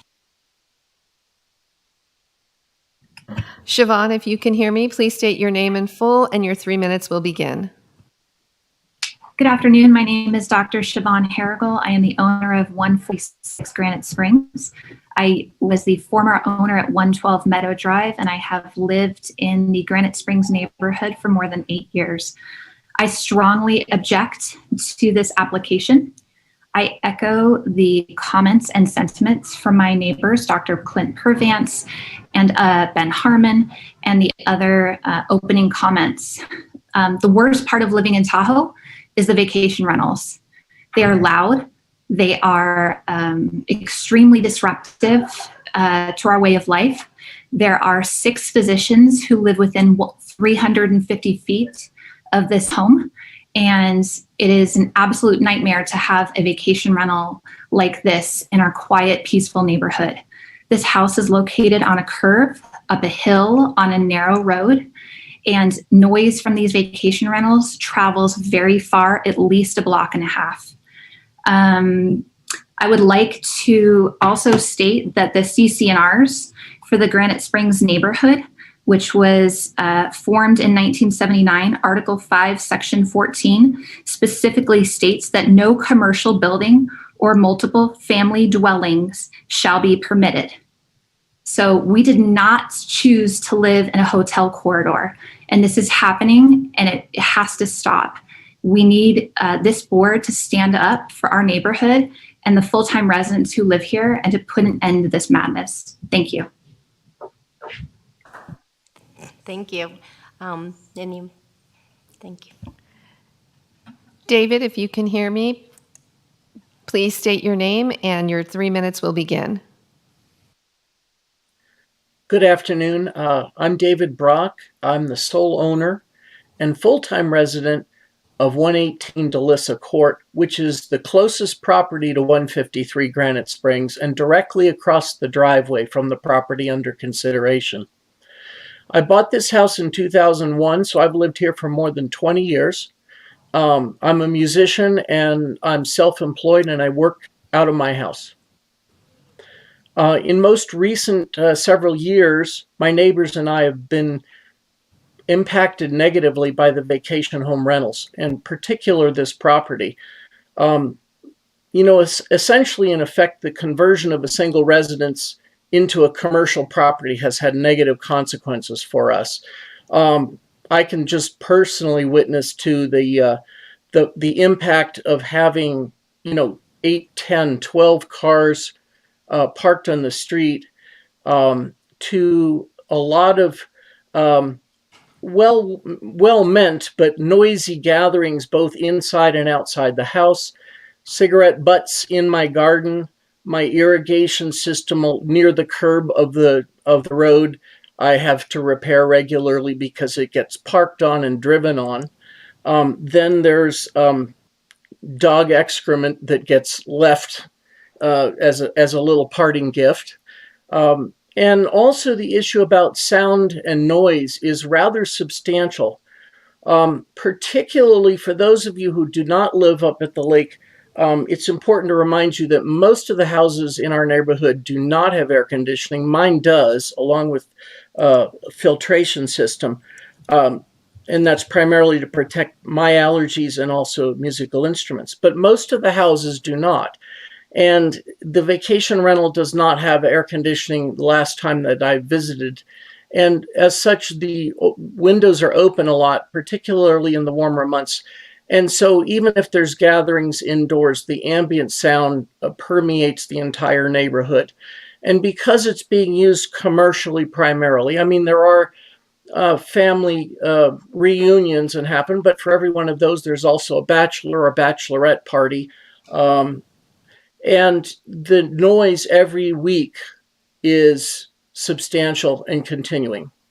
And it was not this way when I bought my house. It was originally occupied by Mickey and Sarah Thomas of Jefferson. 30 seconds. Jefferson Starship, and it was originally owned by one family, and it's been converted in such time into higher density and very active use. I'd like to recommend against having a Tier 3 approved for permanent use. Thank you for your time. Thank you. Ms. Damian? Martin, if you can hear me, please state your name in full and your 3 minutes will begin. Hello, this is Martin Cercio. I live at 152 Granite Springs Drive, so right next door to David Brock and diagonally across the street from the property in question. I work from home after finishing law school, and my parents, who are both dentists, live at home and are full-time residents. We've been in the house since 1991. That being said, very interesting, Dr. Cheval, if I pronounce your name correctly, we were unaware of any CCNRs for this neighborhood because it's not an HOA at this point, but that's good to know. Maybe there's something there. I think as more of a note, considering this property and any properties that we want to think about in tier 3, that's only above 10 occupants. So as much as some of us want to delve really deep into the number of bedrooms, 14 versus 18, it's either, or, number of occupants, there's still the matter of the certification and tier being based off of number of occupants, not number of bedrooms. If they converted the entire thing into one giant bedroom, it could be one bedroom sleeping 20. Focus on that. As far as the noise complaints in this area, there are other rental houses, not particularly this property, that I hear more volume from. I work at home, so I am hearing it. I'm sure David's next door listening as well. The parking, as far as the parking in this area, it is very true. It does have an impact, but that's not something on its own that should warrant a permit not being granted. You can grant a permit for this residence condition on a maximum number of 4 cars, 2 being in the garage and 2 being in the driveway. You can say no street parking allowed for this permit, and that would take care of the parking issue. You can have the outdoor audibles to be able to take care of noise differences. It can be on a time period, because I know for ourselves, we're on our back deck and we can hear all sorts of other properties all around. Never once have we had to call and call in a noise complaint. Never once have I been kept awake at night. I will say it is with complete merit that all of us would like to be able to freely roam our neighborhood without, alcoholism and excessive volume and all these other things. But we do live in a tourist town that is the main driver of our community. And so I think we need to consider what we can do to make this property mix and gel with our area rather than simply getting rid of it. I would know that for a house this size, to find somebody to be able to buy it and use the property is going to be very difficult as it is. I think that our community benefits more from renting it. Thank you. Ms. Damian? Peter, if you can hear me, please state your name in full and your 3 minutes will begin.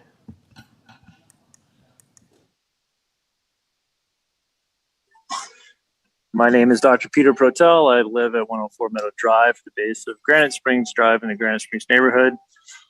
I'll keep it short. I echo all the sentiments of my neighbors who are against increasing the tier of this home.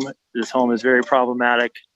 In addition to what's already been stated, these cars drive very fast down Meadow Drive to get to Granite Springs, often past Granite Springs and go zooming past towards the forest, which is an area the young kids in the neighborhood like to play in because there are no cars there. It is a little cul-de-sac where there's just one other house. In addition to what hasn't been said yet, this house greatly affects the forest behind the house. I often pick up broken pieces of sleds from the family that occupies that house every single week. And their parking is really the biggest issue, as well as the noise. I just don't think our neighborhood is the neighborhood to have these giant vacation rentals. Thank you. Thank you, Ms. Damian. Peter, if you can hear me, please state your name in full and your 3 minutes.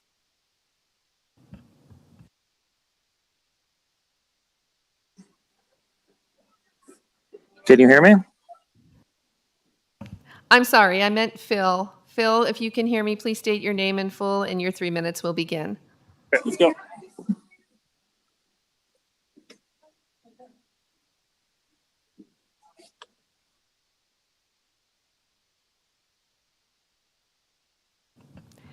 Phil, can you hear me? If you can hear me, please state your name in full and your 3 minutes will begin.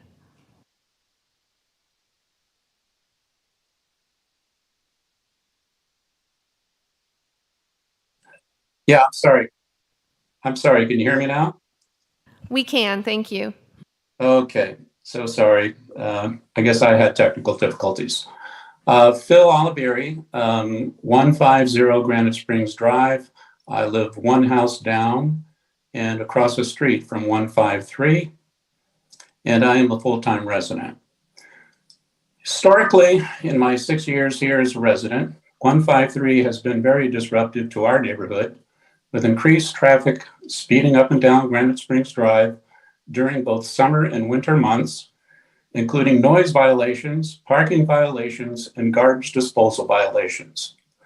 Traffic increases not only include the supposed 6 cars they are allowed, but also numerous visitors that come and go to visit the occupants, and many times stay overnight. Noise in that large groups of renters are on the back deck during the summer, and their voices can be heard up and down Granite Springs and Meadows Drive.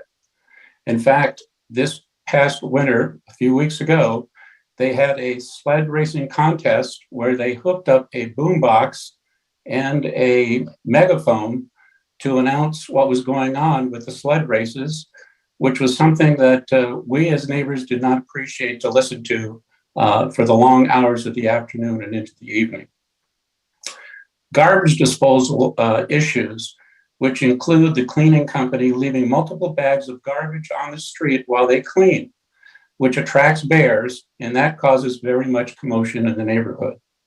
They recently installed a bear box, but it is not used consistently, as residents use the garbage for garbage storage, and the cleaning company just leaves the bags on the street until they're good and ready to load them in their truck and take them off. We've had parking in that they have a blatant disregard for VHR parking rules, as exhibited over the past few nights and days, here, even during snow events, when plows have a problem getting up and down the street with these multiple cars. We had called the DCSO past few nights in order to get these cars to move, and we thank them at least for responding.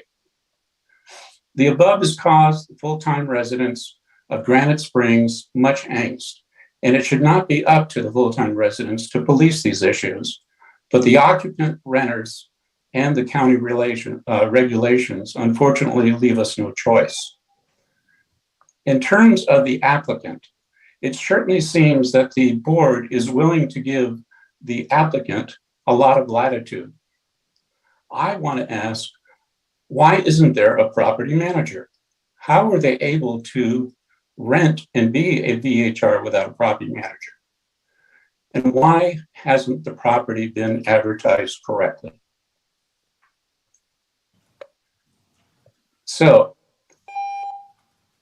I would say, in closing, if you will, it is for these reasons and others mentioned by Granite Springs neighbors that I recommend a denial of the Tier 3 application and a deep down review of the current Tier 2 status that they enjoy due to the ongoing violations mentioned above. Thank you for your time. I'm through. Thank you. Madam Chair, I have 2 callers that I'll need to ask if they have public comment. Caller of the last 4 digits, 7600, did you want to make public comment on this item?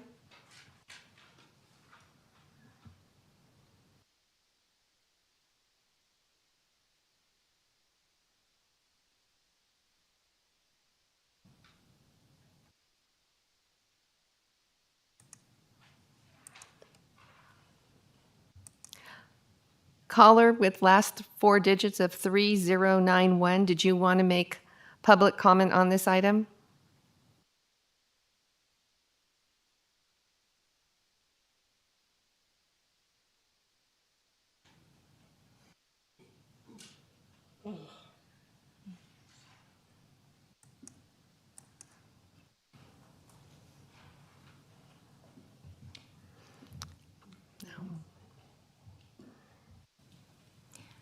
Is there any more public comment?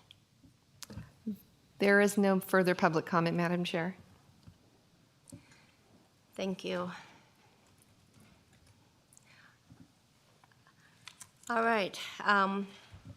Keeping in mind that the owner, permit holder, is not here, and we've gotten a lot of feedback from residents, I believe our next step is to defer voting on this until our next meeting, which is March 23rd. Does someone want to make a motion? Madam Chair, I move we defer this agenda item till March 23rd, and that all of us consider all of the information provided by the public at that time. Mr. Taylor? Yes, Madam Chair, Sam Taylor, Douglas County DAs. It's important whenever you're deferring the matter, you have the date, time, and location specified in the motion. Then I withdraw my motion.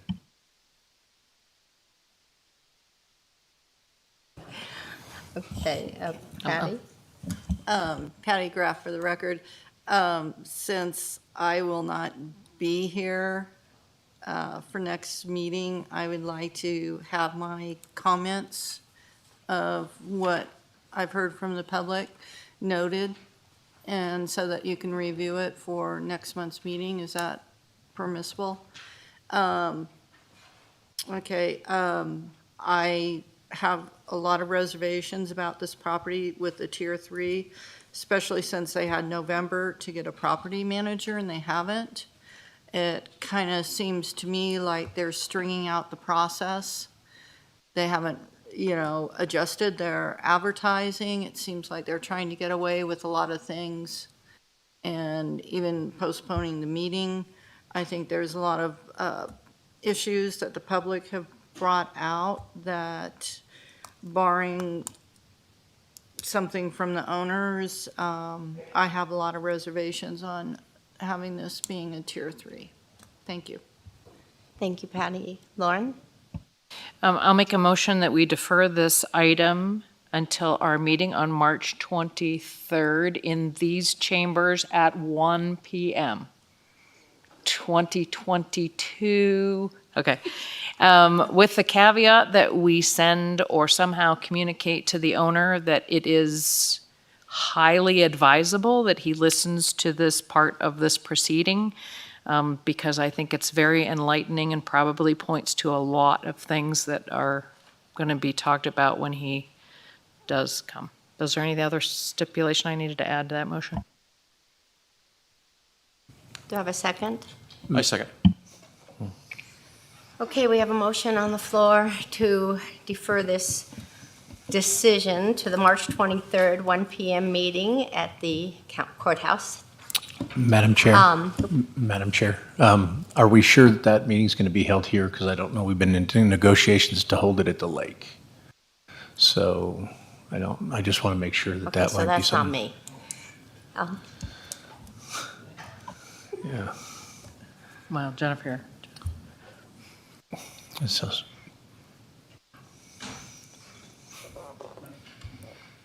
Madam Chair, if I may, I will take this opportunity to advise the board that we are working with Tahoe Douglas Fire Protection District to secure some meeting spaces at the lake.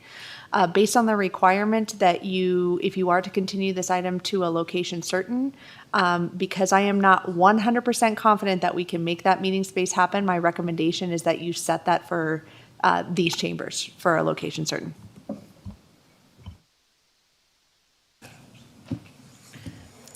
Thank you, Ms. Davidson.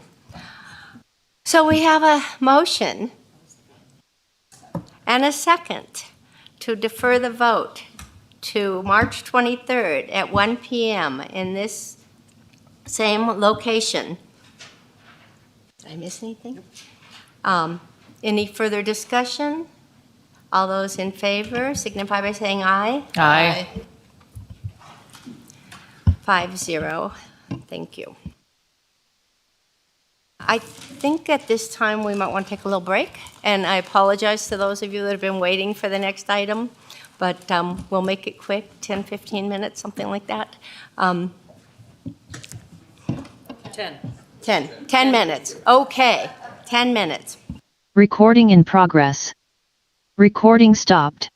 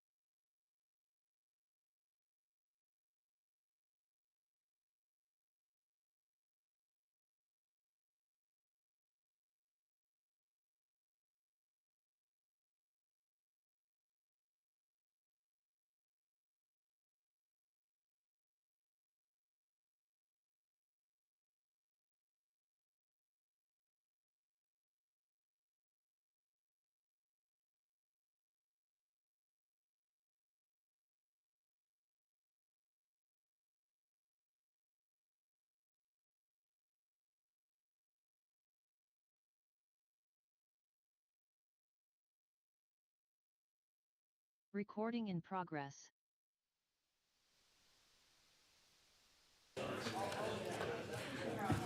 I'd like to bring the meeting back to order, please. We're on item number 4. All of our members are back seated. For possible action, discussion on an application to obtain a Tier 3 vacation home rental special use permit. The subject application is for an 8-bedroom home, 16-person occupancy, located at 342 Marianne Drive, Zephyr Cove, Nevada. The owner is Todd Lesser, 342 Marianne LLC, who currently has a Douglas County-issued VHR permit, account number 084-00752. I'm out of breath. APN 1319-18-413-003. Mr. Delaire. Thank you. Tom Delaire for the record, Community Development Director. And so this one, we did have some confusion with the bedroom, or the number of bedrooms on it. We last minute changed just the staff report on this to show that it was a 7-bedroom. We put those in parentheses, and it is my understanding in discussions with staff's discussions with Mr. Gavon,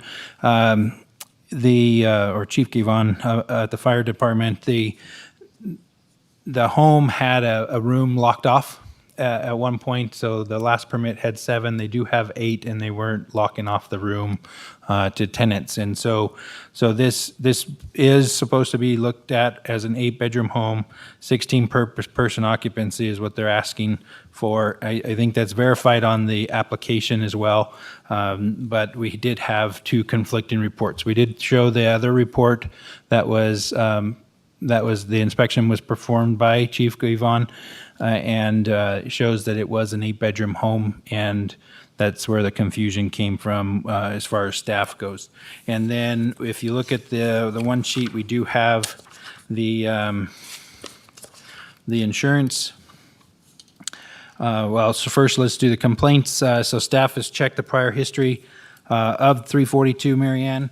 In our citizen served database, and we don't see any complaints there, and the sheriff's office or the emergency 911 dispatch office didn't show any complaints reported in the past 12 months. So again, the line for code enforcement is available for people to use, so we can actually log whether it's a good complaint or a invalid complaint. Either way, we'll still log it and monitor those.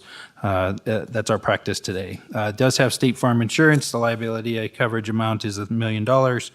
Again, they're asking for a total of 8 bedrooms with an occupancy of 16 as stated in the agenda item. They have a 3-can bear box, weekly trash service through South Tahoe Refuge. And the home, the adjacent neighboring home is 80 feet away, 151 feet away, and 213 feet away. If you look at that image, again, these parcels, the adjacent parcels, and I believe that one is another, I want to say that one was U.S. Forest Service owned on this particular piece that is vacant today. And the one above the house that's vacant is above the subject house. There's one more home just above it. It's about 80 feet away. And then above that parcel is, I believe, U.S. Forest Service owned as well. But other than that, if you have any questions, I'm available to respond. Thank you, Mr. Delaire. Anybody have questions for the fire marshal or for Mr. Delaire? Patty. I do for Mr. Delaire.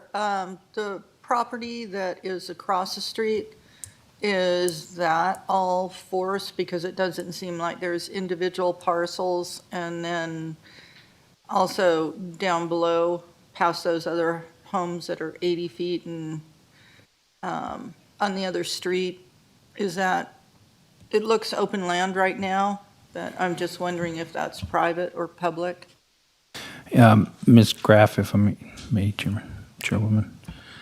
Tom Delaire for the record. That is my understanding. That is an individual home residence on that piece of property, and they must have bought up the whole block years ago, and they turned it into just one parcel. Any other questions? Just to follow on, would that have been noticed? Would that landowner, because there's no house, would that landowner have received the same letter as if there was a home there? No, I think there is a home there. It's just off the screen. It's up above. Yeah, it's a larger parcel. It's around that whole block. They bought up all the land behind and around them. Excuse me. What about on the driveway side, on Marion Drive, all that property over there? Okay, so that one I believe is U.S. Forest Service. Yeah. Anybody? Lauren? It's, what page? No. I'm just looking at the diagram with the distances between the homes and stuff. And as I was looking at you look at the car in the driveway, and the acceptable parking is 2 in the garage and then 4 outside. And if I look at that and I try to take that car and put one behind it, I'm just not sure. I wasn't sure if that, and maybe that car isn't moved up against the garage as well, but I was just curious on the dimensions are known and the dimensions were acceptable. Is that what you're? Yeah, they don't show the dimensions on their plan, but it appears that they have 40 feet is what you need to have for a parking stall back to back. So if they're from the garage to the street, is the 40 feet. It looks like it was close. Mr. Delaire, Page 171. Oh, Sorry. go ahead. Sorry, page 170. Oh, is the property owner here today? Madam Chair, the property owner is online. Okay. I just wanted to make sure because I had some questions for him. Anybody else have any questions for Mr. Delaire or Mr. Gabon? Lauren? Yep, I want to ask something. There's no floor plan of the entire house? There's only, and I thought we were supposed to include a complete floor plan? Yeah, there was a problem with the PDF, and we do have, if you look at the supplementals that came in, there is it's the colored diagrams, and they were provided in the supplementals, I believe, on the 18th. I want to say. There. Oh, the whole file, I see. Okay. All right. Got it. Of Thank you. each floor, yeah. Okay. Sorry, something happened with my file. It's page There we 32 of the supplemental. Yeah, thank you.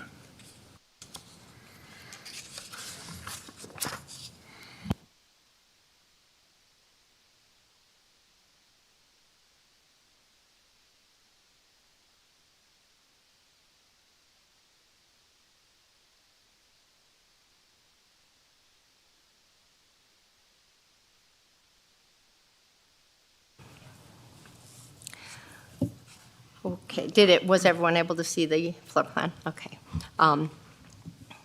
Any other question? Am I reading this right, that he doesn't have a property manager, that he manages it himself?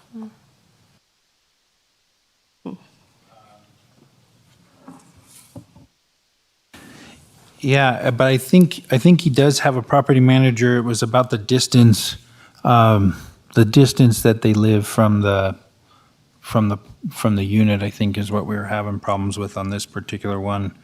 I'll look into this because I thought I had some notes on that.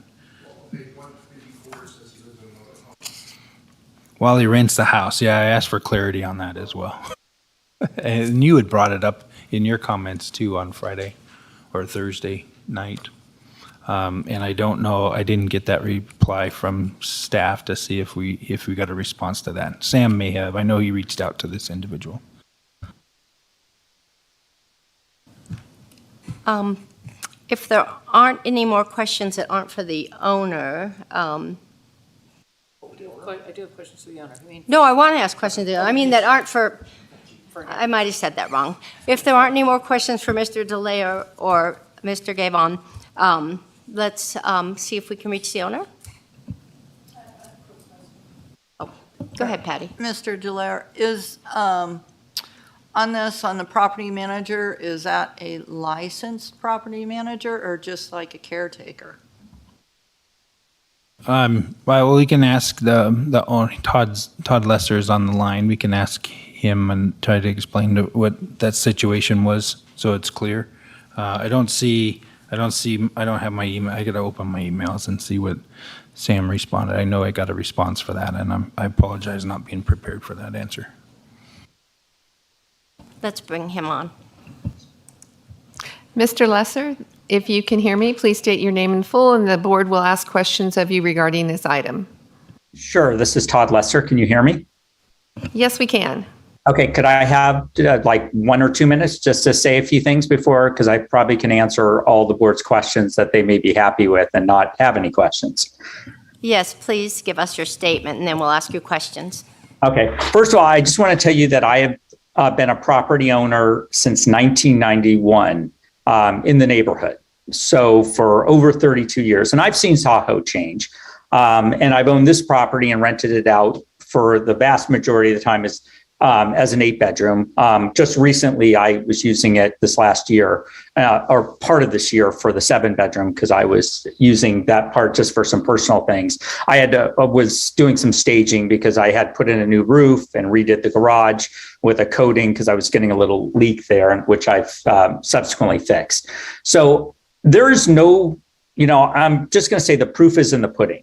And the reason why you haven't seen me on the news, the reason why I've never been cited by the fire marshal, the reason why I haven't been cited by the sheriff for parking or code enforcement or noise or anything is because I treat this home, I want to be a good neighbor, and I don't want my house to get trashed.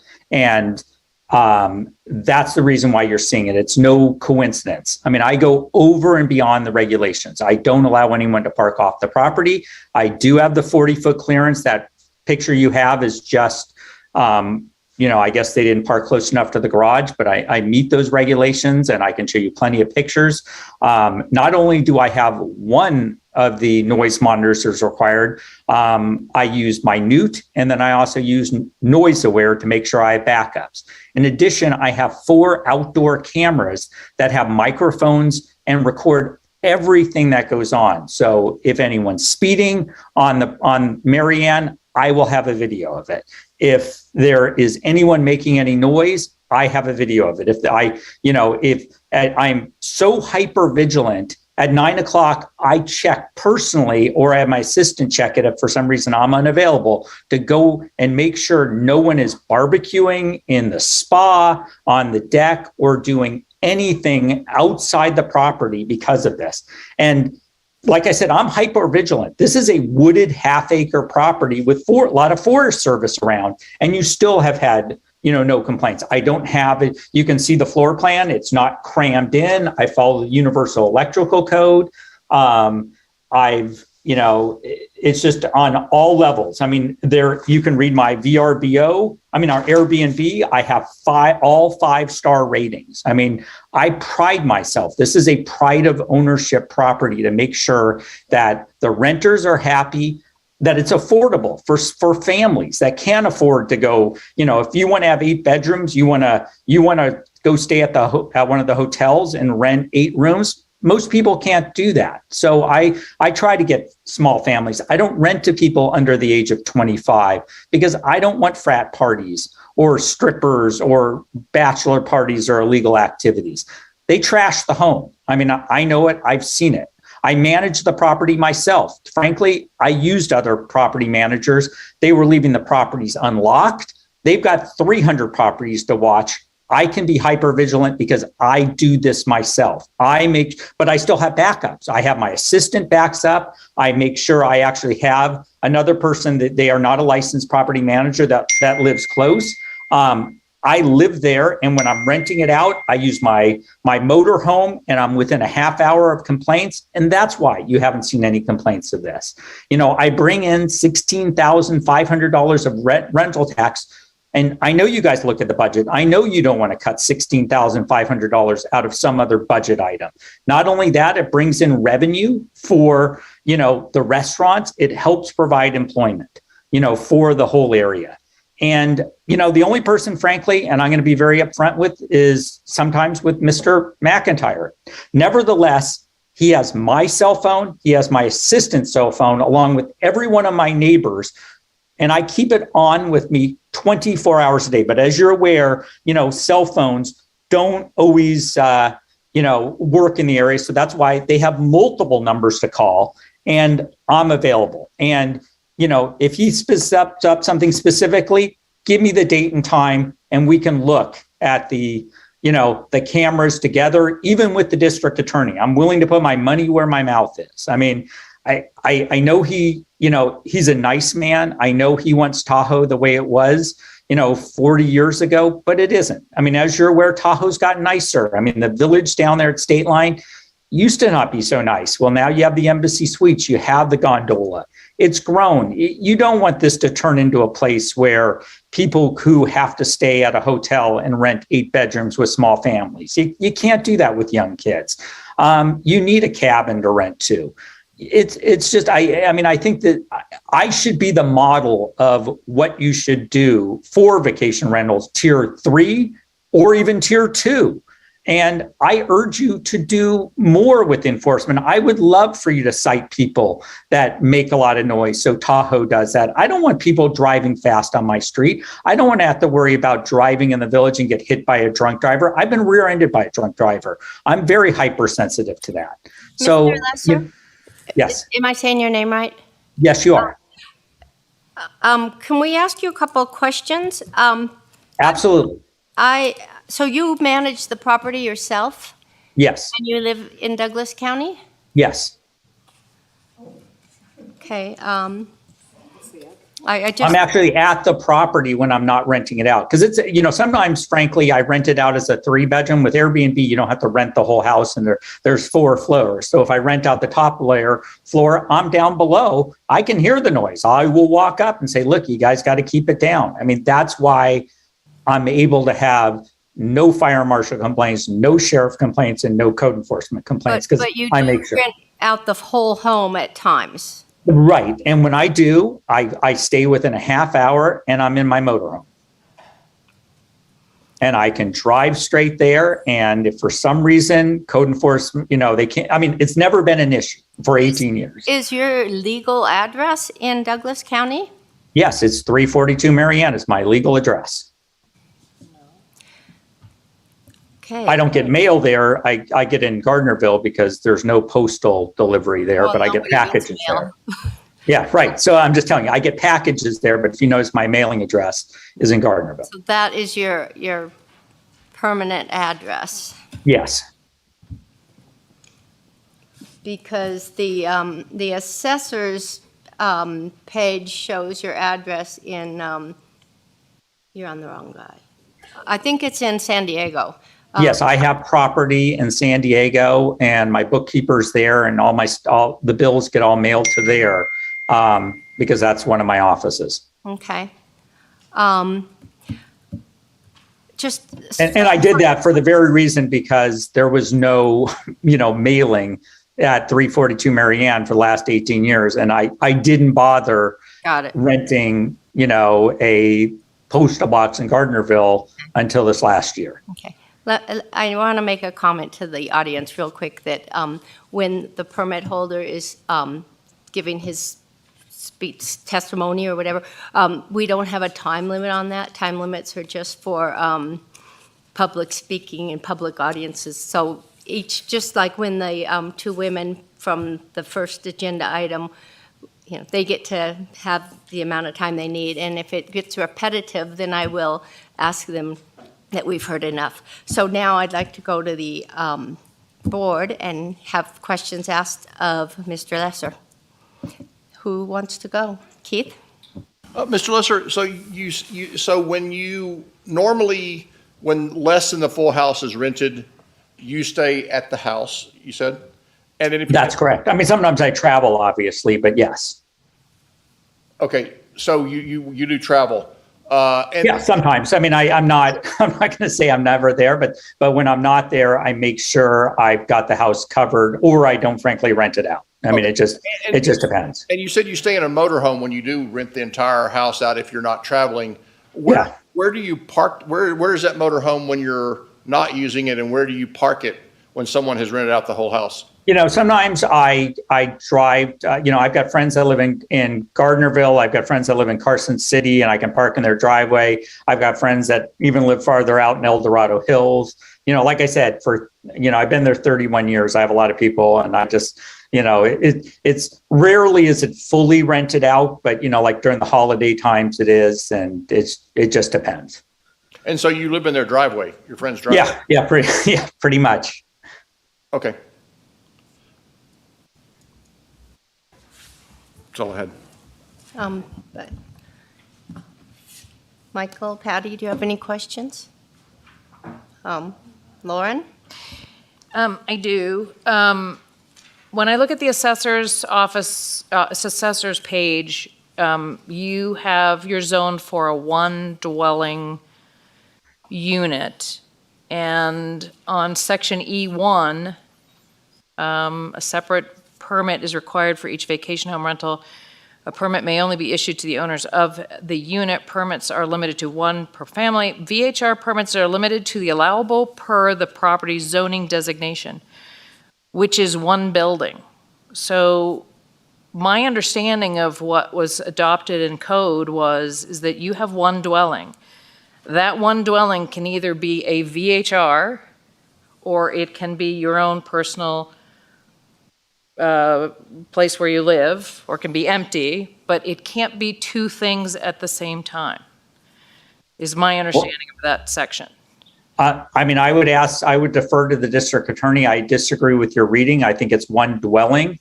I still think it meets all the code requirements for that, but with Airbnb, you can rent out just a specific room, and I don't think that violates anything in zoning or any of the rules.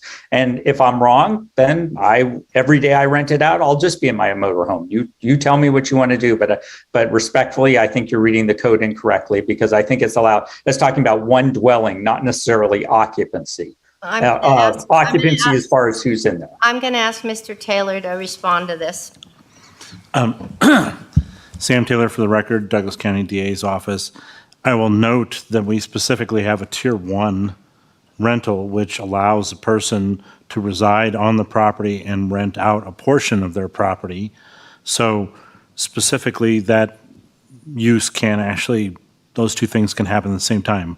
In fact, I think Michael has a tier 1 as well, correct? I do, but it's on 2 different. But still tier 1, correct? Still tier 1, correct? Still tier 1. Yeah, living on the same parcel. Right. And the concept is that basically if you want to rent out a portion of your house, you can do so as a tier 1, or you can rent out all your house as a tier 2 or a tier 3. So the question then becomes, is it zoned properly? If it's residential zoning, then it's proper. You can also have a VHR in a commercial zone as well, technically. The whole reason for this part that was added to the section was to stop. So I'm not sure what's in the section that he cordons off, but if you have another living area within a unit, now you're basically, it's 2 dwellings versus 1 dwelling, which is what the assessor has for the zoning, is one. Maybe zoning isn't the right proper. In Michael's case, he's got 2 dwellings allowed on a parcel, so he can do that. But when you're talking about 1 dwelling, we've got people that are living in places that don't have addresses, that are renting those places out. I mean, that's what this was talking about, was the zoning is 1 dwelling, therefore there can only be 1 separate dwelling at a time. Is that not how you read that? I'm sorry. I mean, with all due respect, I mean, it's still 1 dwelling. It's different if I had 2 cooking areas, 2 areas to do that. That's not the case. But a bedroom is not considered a separate dwelling. So if I'm staying in one, are you living separately from the people you're renting to? Yes, but I don't have a kitchen in that area. It's just a room, and I have an outdoor door, but it's not it's not considered a dwelling, a room. Just a dwelling from the code is defined as a place where you have cooking facilities, you have totally separate facilities, like a kitchen, and that's the difference between like a multifamily and single family. And frankly, the kitchen is really the litmus test. And I don't have a separate, cooking area. I just have a bedroom. So I go out to eat, or when I do that, or I, I've got a little mini fridge. I just put that in there, but there's no kitchen. So I don't violate any of those rules. Okay, and I think it's very important to look at what the code requires and what they define, more one or two dwellings. And we are working through some gray areas in the code to which we have right now. When you are staying there and you rent it out and where do you park? A lot of times I'll park at the casino and drive back up. It really just depends on, or I can park in the garage. It really depends on how many cars they have. And I'll ask people, because like I said, the reason I've had no complaints is because I don't allow more than 6 cars there. And 6 cars is more than enough. And I tell people, if you want to have more than 6 cars, if I'm there, one of us has to go park at the casino and have a friend drive them up, or take a cab or Uber, or I tell people it's not the house for you. And trust me, I turned down this house to a lot of renters, and that's why you don't have the complaints. I mean, Mr. McIntyre will, and I'd like to address his complaints afterwards, because frankly, they're unfounded, and I'm sorry he thinks he can violate the rules as far as letting his dog walk without a leash and come on my property and go to the bathroom, and I have to clean it up. But we can address that later. And, but I'm trying to keep this positive. What? Oh, Mr. Taylor. Yeah, Madam Chair, I just wanted to clarify something that I think is creating issues here. It is my understanding, based upon what the applicant is saying, is that he's not subdividing his house. In other words, he doesn't have 2 units. In other words, you can access the entirety of his house. There's not portions blocked off that prevent you from getting from one area to another. So it isn't like he's got basically a main house and then he's blocked off another area that only can be accessed from the outside. That does not appear to be what he has. Is that? Yes, it is what he has. He blocks off and he lives in one section, and then he rents out. If he doesn't rent out the whole house, he will live in that other section. No, I'm saying Separate physically section. blocked off. In other words, Physically blocked. He doesn't, I just asked him if he lives with the people he rents with, and he said no. It is physically blocked off. is that correct? Okay, she's misinterpreting the term of a door on a bedroom. And an outside door is physically blocked off. This is a 4-bedroom house, or 4-floor house. You don't have to. I have lots of exterior doors.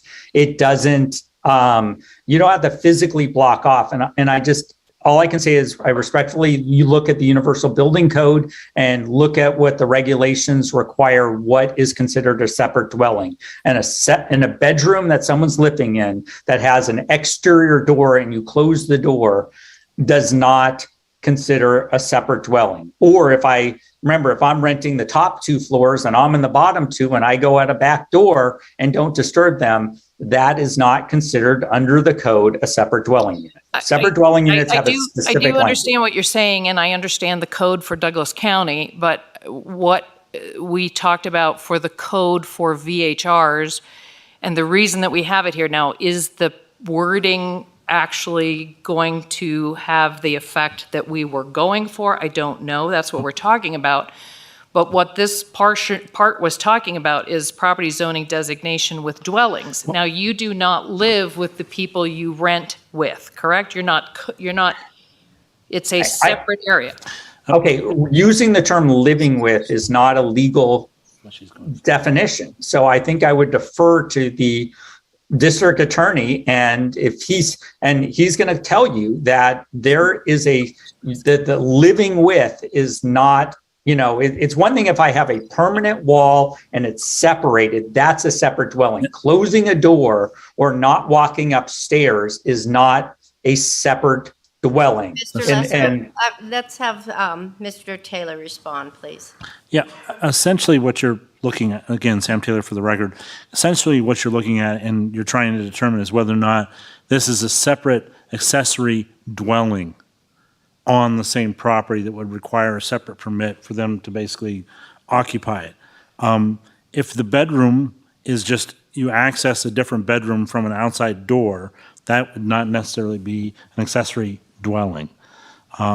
It's also, I mean, in fact, Mr. Dallaire, I think, can answer this even more specifically in terms of how they would characterize it. And that is, quite frankly, the distinction.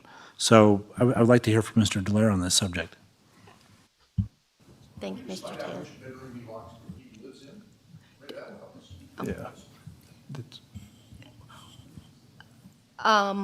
Mr. Lesser, you want to know which room which floor do you occupy and which room when you're there? If we're looking at the floor plan that you gave us. okay, if you look at the floor plan, it's actually on the first one that was provided. It's the room under the garage. So I guess that, I'm not sure if, I think that's labeled as third floor if the top, or second floor? Okay. Floor below, is that what we're? Yes, second floor below. Right there is a room under the There's garage. 3 bedrooms down there and a living room and a. Yep, I actually sort of have a living room on every floor except the top floor is the master bedroom. The next floor is the one where the driveway is, that has a living room, a kitchen, and 2 bedrooms. And then you go down, there's the room under the garage where I'm in, and then you've got several bedrooms down there. And that room also has a living room. And then down below is the bottom floor, and that has a couple of bedrooms and another, sitting area. Put on your. Just to be clear, Mr. Lesser, it's the second floor below, it's labeled second floor below, and you have the garage-shaped bed, 22 by 10 by 22 by 2? I believe so, yes. Unfortunately, I guess I could try to pull it up on there to see what I described it as. Yeah, the first floor has the double garage, and then in the second floor, it looks like to me it would be the place right under the garage. Yes, that is the room. I just can't remember what I called it on the diagram. But yes, that is the one right below the garage. Thank you. Madam Chair, I think when we were on the committee, I think our main concern is that people were building a demising wall and renting out 2 units in one area. I don't think it was the homeowner actually staying there. That wasn't really the concern. It was the concern that you can't separate it and rent them out as 2 separate listings. So I think that's the key that we were looking at there. And I don't know if that helps at all. And I think Lauren, that might help what you were looking at. But for the owner to stay there is actually it's a positive thing. So it is something that we looked at. Thank you, Mr. Gavin. Mr. Lesser, do you advertise the house for both 8 bedrooms and 3 bedrooms? I actually advertised the house as 8 bedrooms, as 5 bedrooms, and as 3 bedrooms.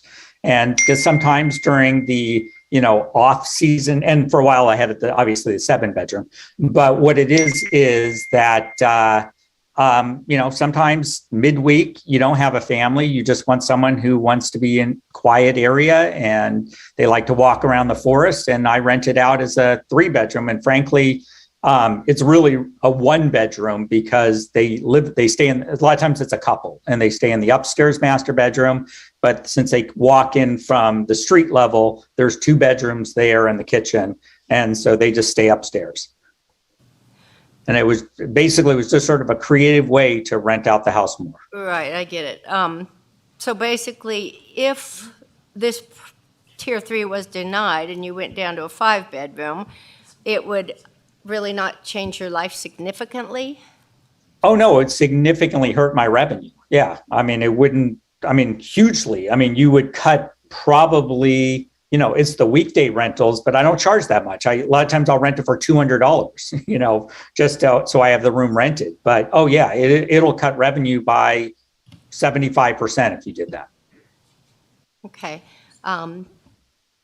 Just quickly, in this area that is a separate area, what else besides the beds are there? Just the beds.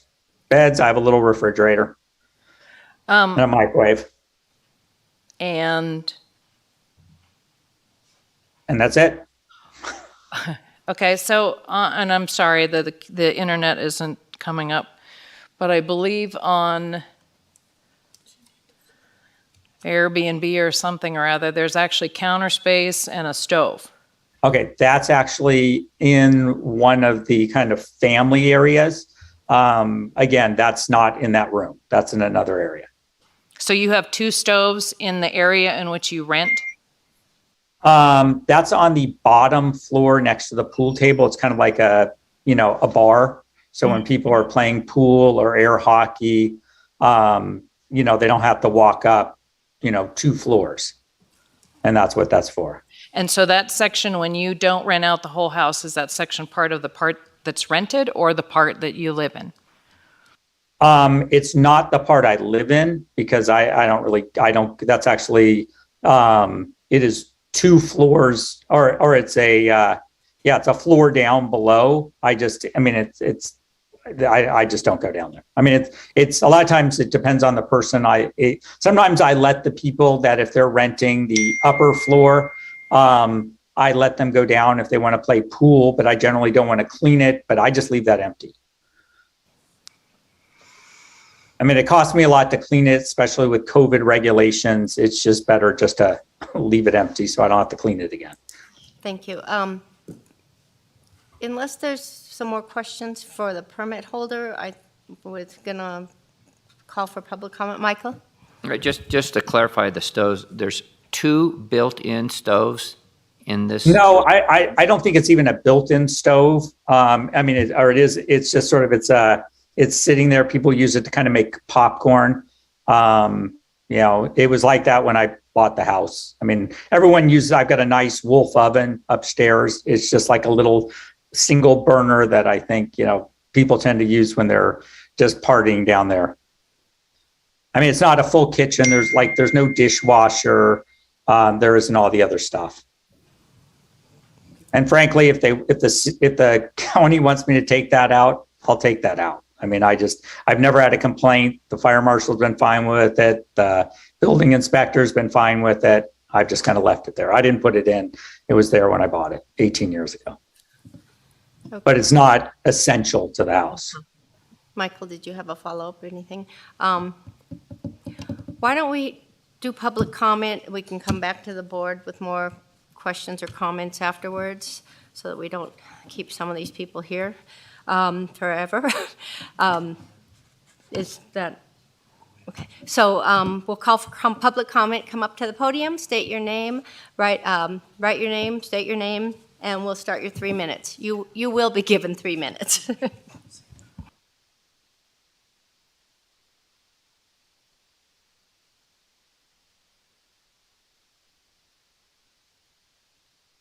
I don't want Mr. Lesser slandering me like he has Mr. McIntyre. I've lived in that neighborhood for 45 years. I walk by there every day. I've never seen anything remotely representing Mr. Lesser on the property. And I would like you all to acknowledge that he said that he has 4 bedrooms there. That's on the record. So I want a level whatever 4 bedrooms warrants, because that's what he just said that he has. And I live below, and the deck goes all the way around the back of that house. And in the summer, like it's been reported down on Granite Springs, when everybody's got everything open, it carries. So that's when I hear things, is in the summer and the fall. And it's a party house. Let's just say it for what it is. And that's my 2 cents. Thanks, City Council. Thank you, sir. Any other comments from the gallery?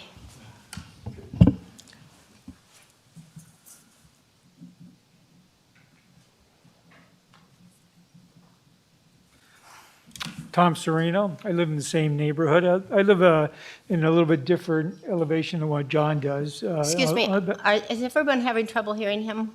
Yeah, I'm sorry, we're having some trouble hearing you. Maybe you could get closer to the microphone or. Okay, how's this? Much better. Okay. Anyway, I live in the same neighborhood. I live about a quarter mile away from Mr. Nestor's house. And as John says, that sound does carry. It carries up and down and back and forth. And he's got a big house. He's got a lot of people there all the time. I get offended by all that noise coming from that house. But wherever you're at, whether you're 3 miles away down the bottom of the hill in Granite Springs or up in Kingsbury Village, where this house is and where I live, you're going to hear the same complaints. The house right alongside me is, 4 bedrooms or 5? 4 bedrooms. So what do you call that, a tier 3? Is that what it is, a tier 2, tier 3, tier 23? It doesn't matter what you call it. The people that rent these homes, their object of coming up is to come up with as many people as they can. So per person, they're not paying that much. The one right alongside me, in the very worst, I've seen one time they had 13 kids and 14 adults. They bragged about it. Another time, a Universal Studios bus pulled up, 28 adults that I could count. There could have been more. They came out with their own mattresses, their own air mattresses. Now, if you've got 4 bedrooms up there, it doesn't matter how many bedrooms you have. It's how many people they can put per square foot. This isn't right. I know you have regulators to regulate this. It's ineffective. I don't care what you call it, tier 1, tier 2, tier 23. This is the reality. Thank you. Any other comments from the floor?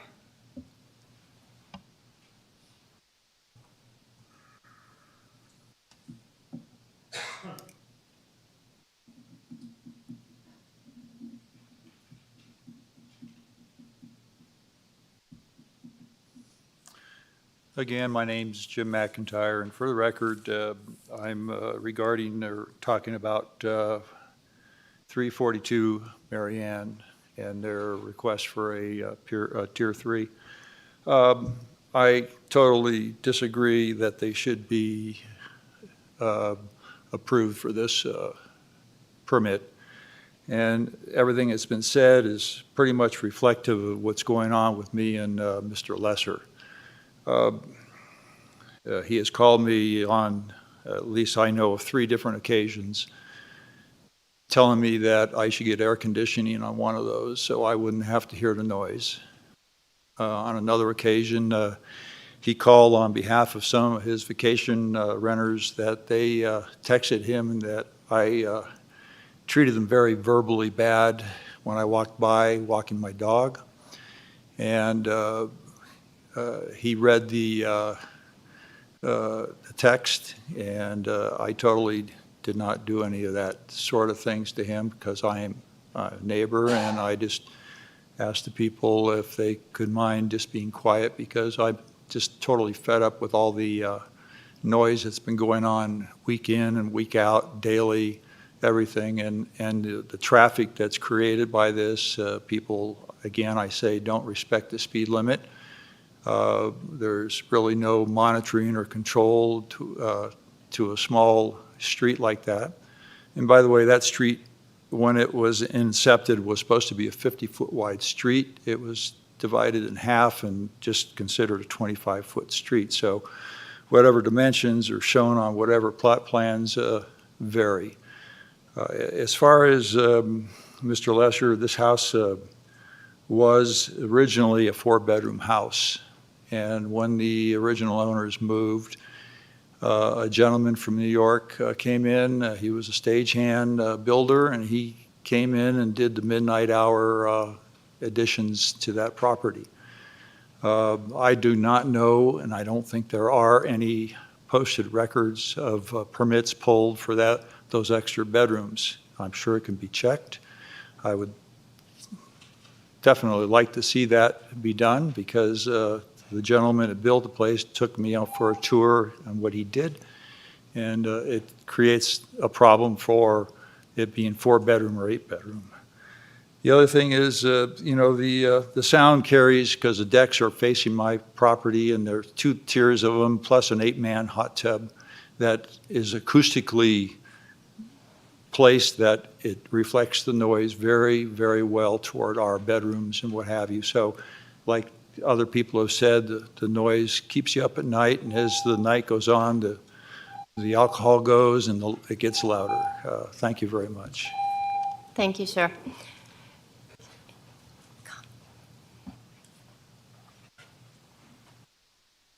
Nyla Sereno, and I would just like to say that what Jim is saying is absolute truth. Mr. Lester's house has been a problem house in our neighborhood for many years. We drive by. Before he put the cameras and the noise, we'd go by, knock on the door, ask people to please be quiet. I live a block away, and I hear them. It is terrible. There's also so much traffic in our neighborhood now. They put the Tahoe Rim Trail in. We still have 2 lanes. We have the big hill that people are sliding down and stuck on all the time. It is also a problem with fires. We've evacuated that neighborhood 3 times.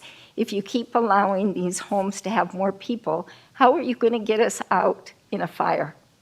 We had a power pole hit by a UPS truck.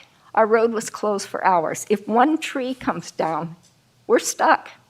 So the more people in our neighborhood, the more chance of us getting in a fire and dying. We've been through 3 evacuations up there. It's serious. We don't need any more people, please.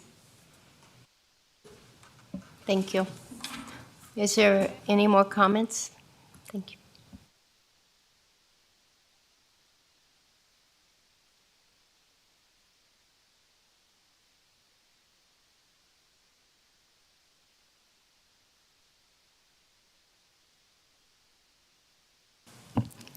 I'm going to be real quick.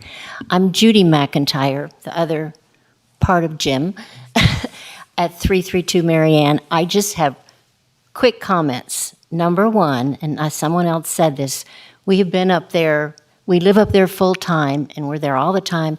I have never once seen a motor home in that driveway, ever. Also, we have spoken with Mr. Lesser several times, and at that time, and this is fairly recent, he's in San Diego. He told us when we need to get in touch with him to call him in San Diego, and he has an assistant that can help us also in San Diego. Another thing he mentioned is that they screen the people that they rent to so that there's never anybody under 25, and I beg to differ with that one, because I've seen fraternities up there partying. And along with what Jim said, the noise is horrendous. And another thing that was mentioned is that we have never reported it to the sheriff.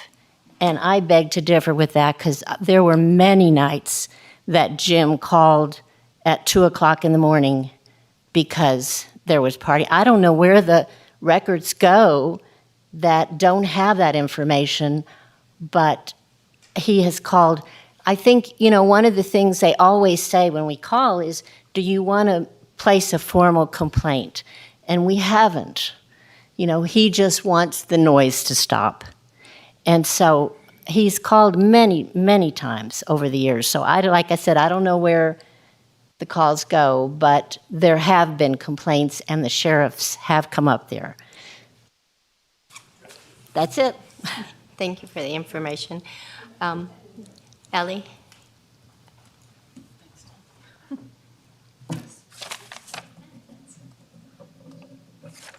Ellie Waller, this is probably one of the most confusing ones that I've seen on a list as toward what board member Romaine was talking about.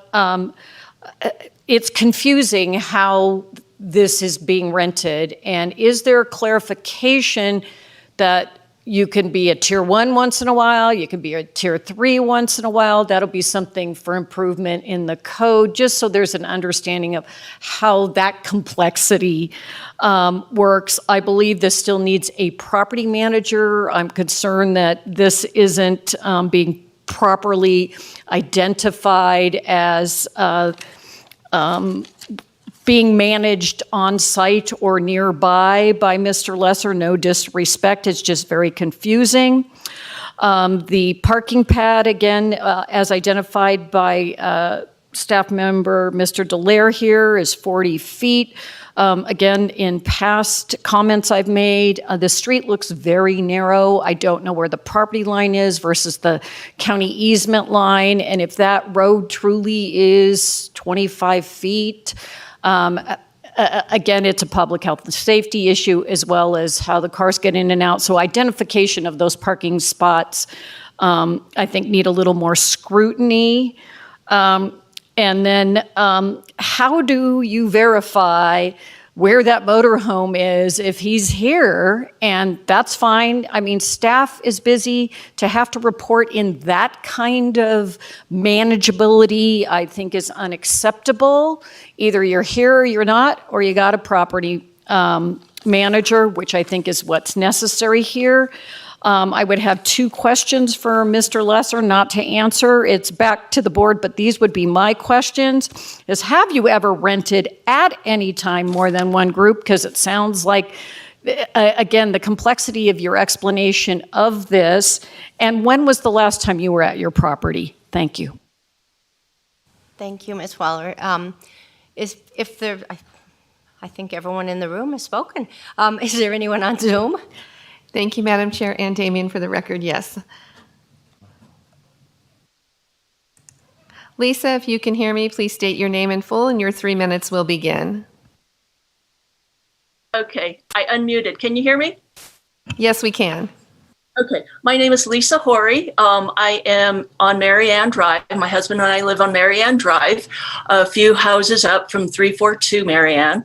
And I just want to say that our neighborhood is quiet, of course, was quiet, and there's no place for these properties to be renting to so many people, the tier 3 in particular, so many people as is being requested. I can hear from our deck in the summertime, we can hear people sitting on 342's deck. They can just be talking, but it's a nuisance. And the more people you get, the louder it is. You are asking what is across the street from 342 Marianne. It's a big rock slope. It's huge. It probably is forestry land, but the noise ricochets, bounces off of that rock slope over to us. This property has had issues. I want to say that it's exposing our neighborhood to a transient population. Of course, you have different people coming at all times to rent, but that property has had a couple of burglaries. And just back in December, there were 2 Douglas County deputy vehicles blocking our road. And I don't know what the situation was, but they actually went in and apprehended someone from that property. There were other residents on our street that were stuck behind the vehicles, and they couldn't get home for quite a while because of this situation. Of course, there's an increase in traffic. Again, we had a lot of snow back in December, and there were the vacationers that were in 342 were out playing on the road. When my husband and I drove by, they didn't even think to step back. We had to drive by very slowly, but they were dangerous situations. They could have gotten hit. I do have a question about, it says if the tier 3 application is approved, the applicant must agree to 9 items, and this is on page 157. Number 9 says that they agree. Oh, okay. There's no our neighborhood is no place for these commercial, large occupancy vacation rentals. As you can see, more and more are appearing in our neighborhood, and we have a right. I don't know why Mr. Lesser thinks that Mr. McIntyre and we do not have a right to have a quiet neighborhood. Thank you. Thank you. Ms. Damien, is that? I do have Mr. Lesser who has raised his hand to speak.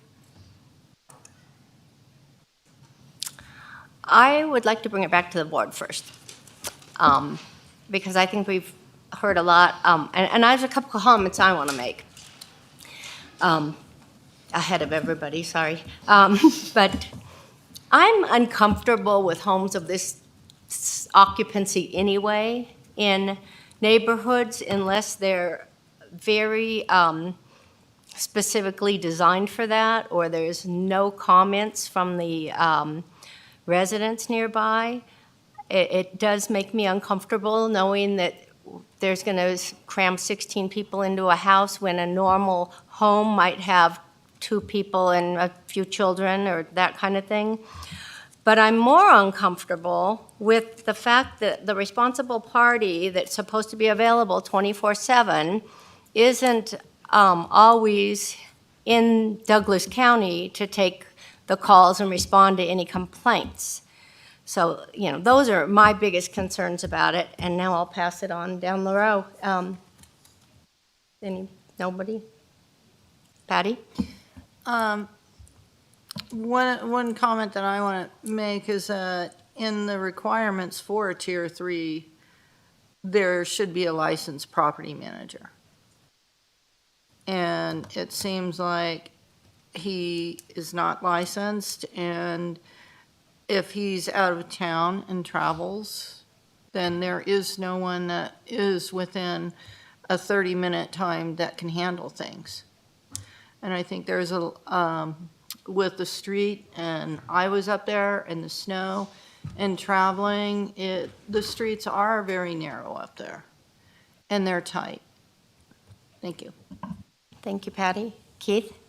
I guess really just to agree with you, I'm starting, I think we need to start putting some guidance, around how close is too close, and there always are exceptions. The first house we talked about tonight was less than 100, but there were rebuttable things about that house which got me comfortable with it. The closest neighbor writing a letter of support, the way the house was there. This one is 80 feet from the closest neighbor. And 100 is just a guideline to kind of throw things out. The rock base across the street makes that even further. And I don't know if we've heard from every single neighbor, but we've heard from another. And it's hard to say that there's that the presumption can be rebutted that this house is too close to others to have 16 people. And so I guess I didn't want to speak because I just share I think the same concerns. Thank you, Keith. Michael? Yes, thank you. I feel like it's not necessarily the distance on this house, because the distance, more or less could go, although I know sound bounces everywhere. But it just seems like the overwhelming neighborhood reaction has been, that this has not been a pleasurable experience, and it's not melding in with the neighborhood. And, that's a tough scenario. I think I say this all the time. We're trying to balance the people that own the Tier 2s and Tier 3s versus the neighborhood. And so it just seems like there's a preponderance of opposition, of what's happening in the neighborhood. So at this time, does the board wish to make a motion?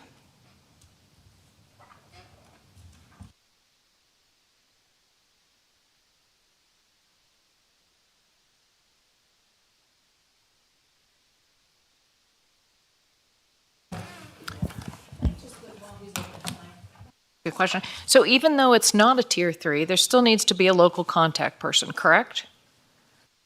I'm sorry, I'm asking Mr. Delaire. Yeah, that's correct. Tom Delaire for the record. Okay, and so there is nothing on any formal piece of paper that proves that he is a resident of Douglas County?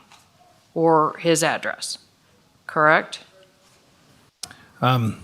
Staff was digging into this one when I was gone on Friday. Sorry, I don't know where that ended up landing, but it was my understanding that he does have. I think there is some paperwork that has that he is in Douglas County, but when you look at the assessor's site and the deed, it does go back to San Diego. Is where the address is shown. It's usually highly unusual that you have two addresses to choose from, California and Nevada, and that you actually choose California for that address. I guess what I'm wondering, depending on how this goes, but even with the tier 2, I think we need a local contact person, someone who has a verifiable, depending on however it comes out or whatever, but someone who can verify that they're close and can respond, because that is kind of a very clear requirement that we have. Keith? I found my agenda. Madam Chair, I move that we reject the application for an 8-bedroom home, 16-person occupancy located at 342 Marianne Drive, Zephyr Cove, Nevada, owned by Todd Lesser, 342 LLC. Do we have a second? Second. Okay, I have a motion and a second to deny the special use permit application to Mr. Lesser at 342 Marianne Drive. Is there any further discussion? Okay, all those in favor to deny this application indicate by saying aye. Aye. Any opposed? 5-0. Thank you.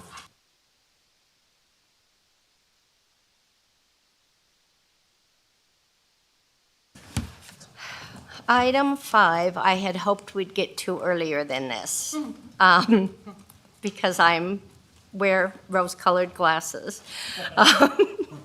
For possible action, discussion on possible changes to Chapter 20.622 of the Douglas County Code relative to vacation home rentals in the Lake Tahoe Township.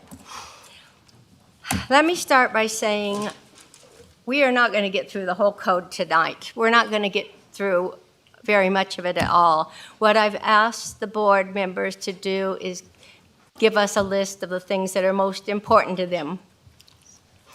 And I will also hear public comment as to what's most important to the public that wants to speak. So if the board is okay with this, I'll ask for public comment first.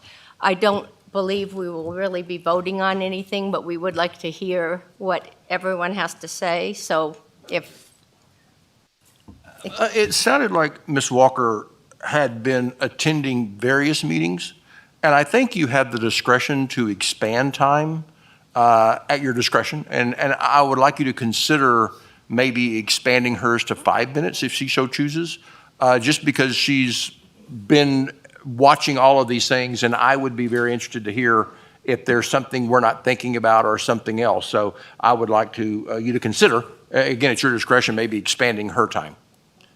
Okay, Lauren? I would love to hear what she hears from other places, so I agree with that, but I'm not sure she's prepared today to do it. But my other question is, can we go through our 3 things, because then we can get comments from the audience on the things that we're discussing, which might help us to hone in those 3 things. Just a suggestion. That was my original plan, but I was being another way. No, I wasn't told. I was just, there were I think some people in the audience that maybe Want to make comments now? want to make comments first. And what I'm thinking we should do is, we're not going to get into the weeds with any of this today. We're going to make a list, and everybody's going to have time to kind of percolate with it and come up with things that are better, or things that are, so anyway, so Mr. Ainsworth, I'm going to, Lauren, that was my fault. yeah. Madam Chair, I'm sorry. Give your public comment. Madam Chair, just for clarification, I apologize. I just need to advise you of some open meeting law guidance.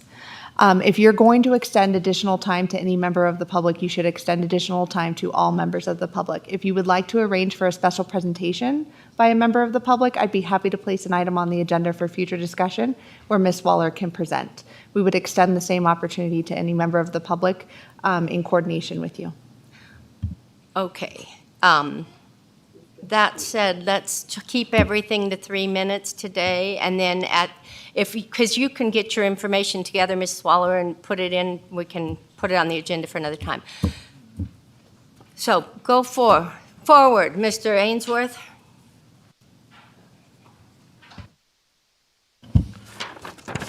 Thank you very much. And I think that's a fair and legal comment and decision that you made there.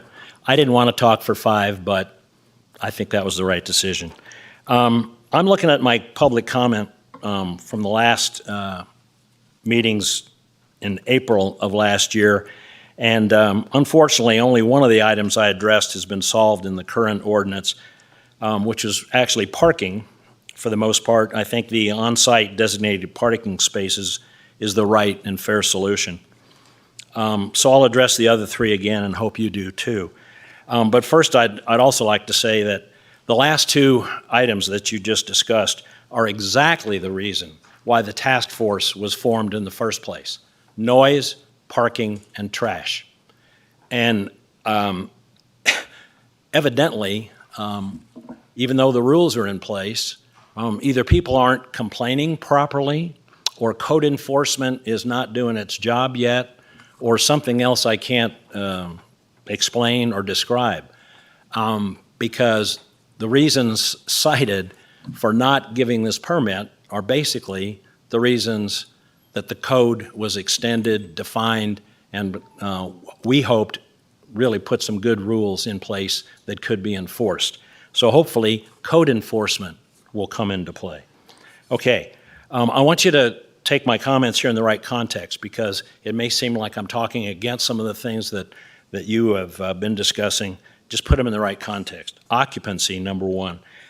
To me, it makes no sense to limit occupancy to just bedrooms times 2, especially for Tier 2. Many condos and homes have bunk beds in a bedroom and or a sleeper sofa in the living room. It's a standard rental practice everywhere to allow occupancy levels based on that kind of a situation. And occupancy levels don't solve the noise, trash, and parking issues. Reasonable rules, compliance to the rules, and good code enforcement solve those issues, as I just said. I would consider letting the inspection team, which is the way it used to work, determine appropriate occupancy and maybe put a max of bedrooms times 2 plus 4, or whatever the board decides to do. Got a rush here. The Tier 3 requirement that the home must be located sufficiently far away from all residential buildings so as not to cause a nuisance. Keith, this isn't pointed at you. It's just that requirement is a completely and totally undefinable aspect. To say it would be subjective would be a gross understatement. You can't solve issues with a distance minimum. You solve issues if they occur with citations, fines, and if necessary, pulling the permit. I was going to talk about ownership, but I won't because my time's up. Thank you very much. Thank you, Mr. Ainsworth. We'll be doing this monthly, so Well, maybe I'll just mark your calendar. Thank you. Ellie?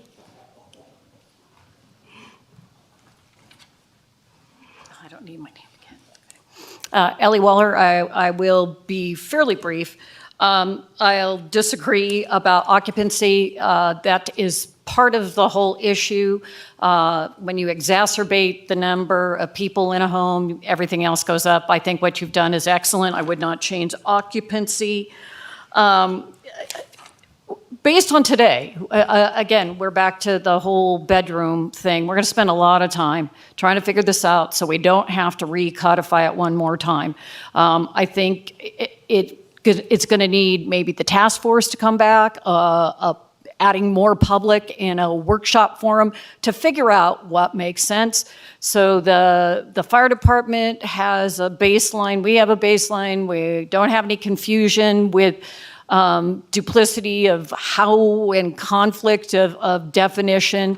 Again, a bedroom is a bedroom, and I think you sleep in it, and that's all you do in it. I don't care if you put 5 beds in a 20 by 20 room, whatever you decide. But again, occupancy will be defined, should stay defined. Today was very confusing to me about you can be a tier 1 and you can be a tier 2 or a tier 3 at the same time. I think there needs some clarity in that. Let's see. Vacant versus buildable. I think that was a really good thing on the lots. What triggers a total revocation? I mean, we haven't been processing any of that or haven't needed to. I think one should have been revoked today. That's just my personal opinion. So how and where does that come to the board? How does somebody bring up a revocation? I know there's something in the process, but it's a little confusing. I think we are a work in progress. Code enforcement is moving right along. They're getting there. I think we're seeing some valuable information come back with the added staff. Once we're in full staffing position, again, we will be much better off. And I'm happy to provide a summary. I don't need to get up and speak. I can provide a summary for the board of all the other VHRs and how the other local jurisdictions are doing this. So you just have some insight. One of the interesting ones is if somebody purchases a house, they have to wait a year before they can make it a VHR. I thought that was a really good one because we're having conflicts now with people purchasing it and saying, well, I can't afford it if I can't rent it. Well, that's really not the county's problem. And so I think that's a really good one that I took from Truckee. Thank you. Thank you. Anybody else in the audience like to give some public comment before I go to Zoom? Ms. Damien? Thank you, Madam Chair, and Damien for the record.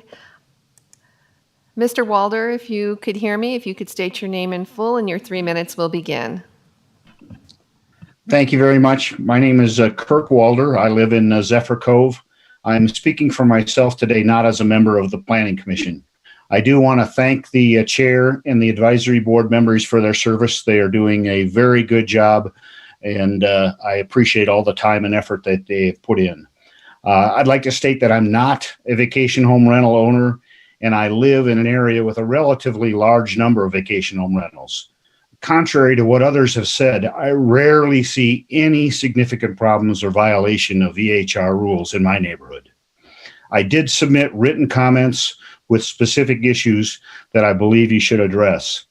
Let me amplify on a couple of items. I appreciate the board's attention to the details of the applications and the specifics of the current ordinance, but I urge you to keep foremost in your mind that the goal of a good ordinance is to set clear and simple rules that allow everyone to meet the goal of a good VHR program that is safe and preserves the welfare of the Tahoe community. So as you consider items like density, occupancy, ownership, and other parts of the ordinance, my suggestion is to make a common sense rule. Don't complicate it. Don't make it so difficult for compliance that it requires many, many hours of code enforcement time, and concentrate on enforcement of those who issue problems and create violations. So thank you for all your good work, and I appreciate your service to the county. Thank you, Mr. Walder.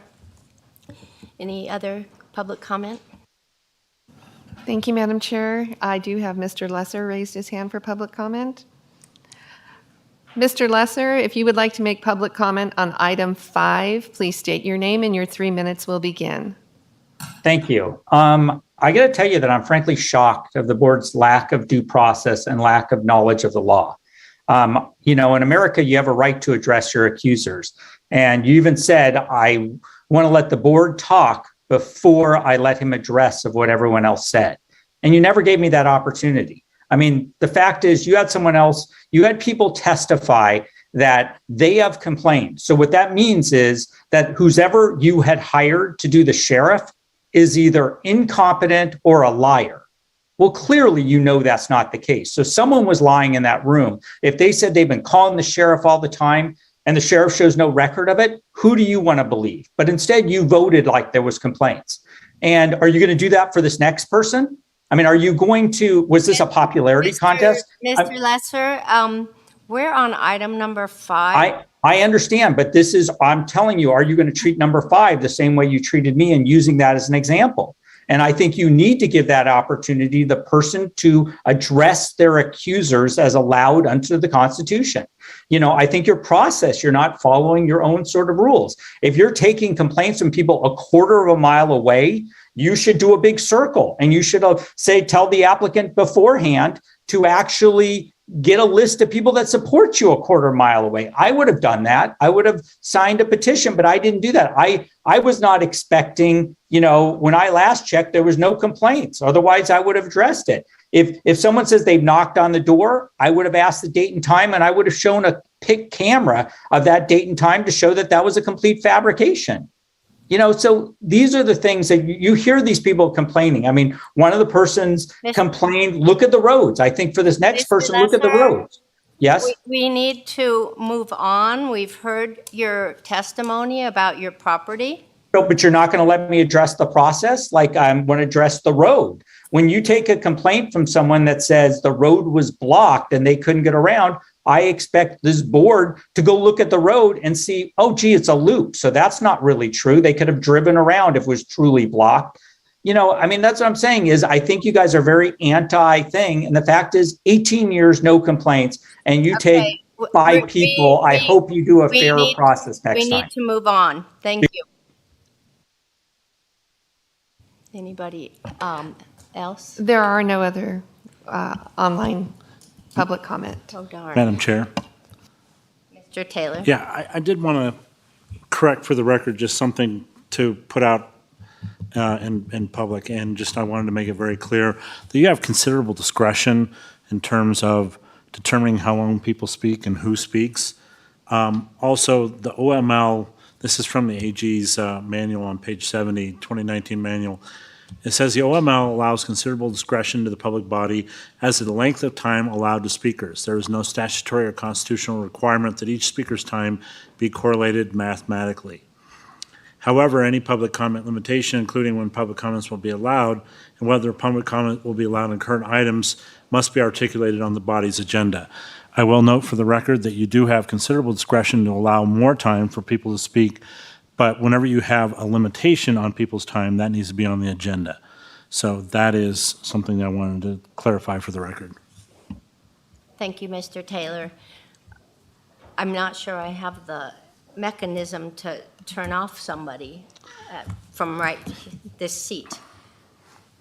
No, but you can direct the clerk or Ms. Damien to cut somebody off in the event that somebody is either talking about an item that is not being discussed. I mean, for example, Mr. Lesser was discussing something related clearly to item number 4 when we were discussing item number 5. And you have the ability to cut them off if it's not germane to the subject item being discussed before the board. Thank you. Okay, board, throw out your ideas. Fast. Thank you, Madam Chair. If I may start it off. First of all, I want to thank you for all the input you've received from me and probably all the others. You know, I give input on ordinances and I give input on procedures. And so I've tried to stick to just ordinances this time. And so one of the things that I would like to look at is not just the density of regions, but the density of within those regions. You know, in other words, having a tier 2 and 2 tier 3s surrounding you would be, in my opinion, a very high density to have. And we received a letter from an individual fairly close to my neighborhood that you know, he's surrounded now. And so that's what I would like to look at is dive into more restrictions or just ideas that can keep the density not just concentrated in one area. The second one I'd like to look at, that is an ordinance, and I don't know the background on this, is this 50-person guest limit for Tier 3. I think is very confusing to everybody in the audience and people in general, and I think there should be per item what that could be. In other words, the first one we heard might be a 50-person total, but others may not be. So I'd like to look into that, and I'd like to look into that not just for Tier 3, but also place that on a Tier 2.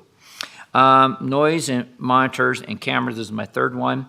I think they should be standardized. I think we just have a hodgepodge of monitors out there that, and I think they all should be web-based, and they all should have access to our code enforcement. And possibly even a camera on the driveway. So that's my top 3 that I have right now. Thank you, Michael. We'll get to everybody's, but it won't be tonight. Yeah. I mean, we'll get to everybody's top 3, but we'll make a list. So Keith, if you would give us yours. Yes, ma'am. Noise monitors, I think we need to set standards on that they're web-based, that they have a log that they keep and how long that log should be. And the log should not be dependent on an event. It ought to be just the totality of it. So noise monitors. I wish this not to be part of the top 3, but I believe we need to look at insurance.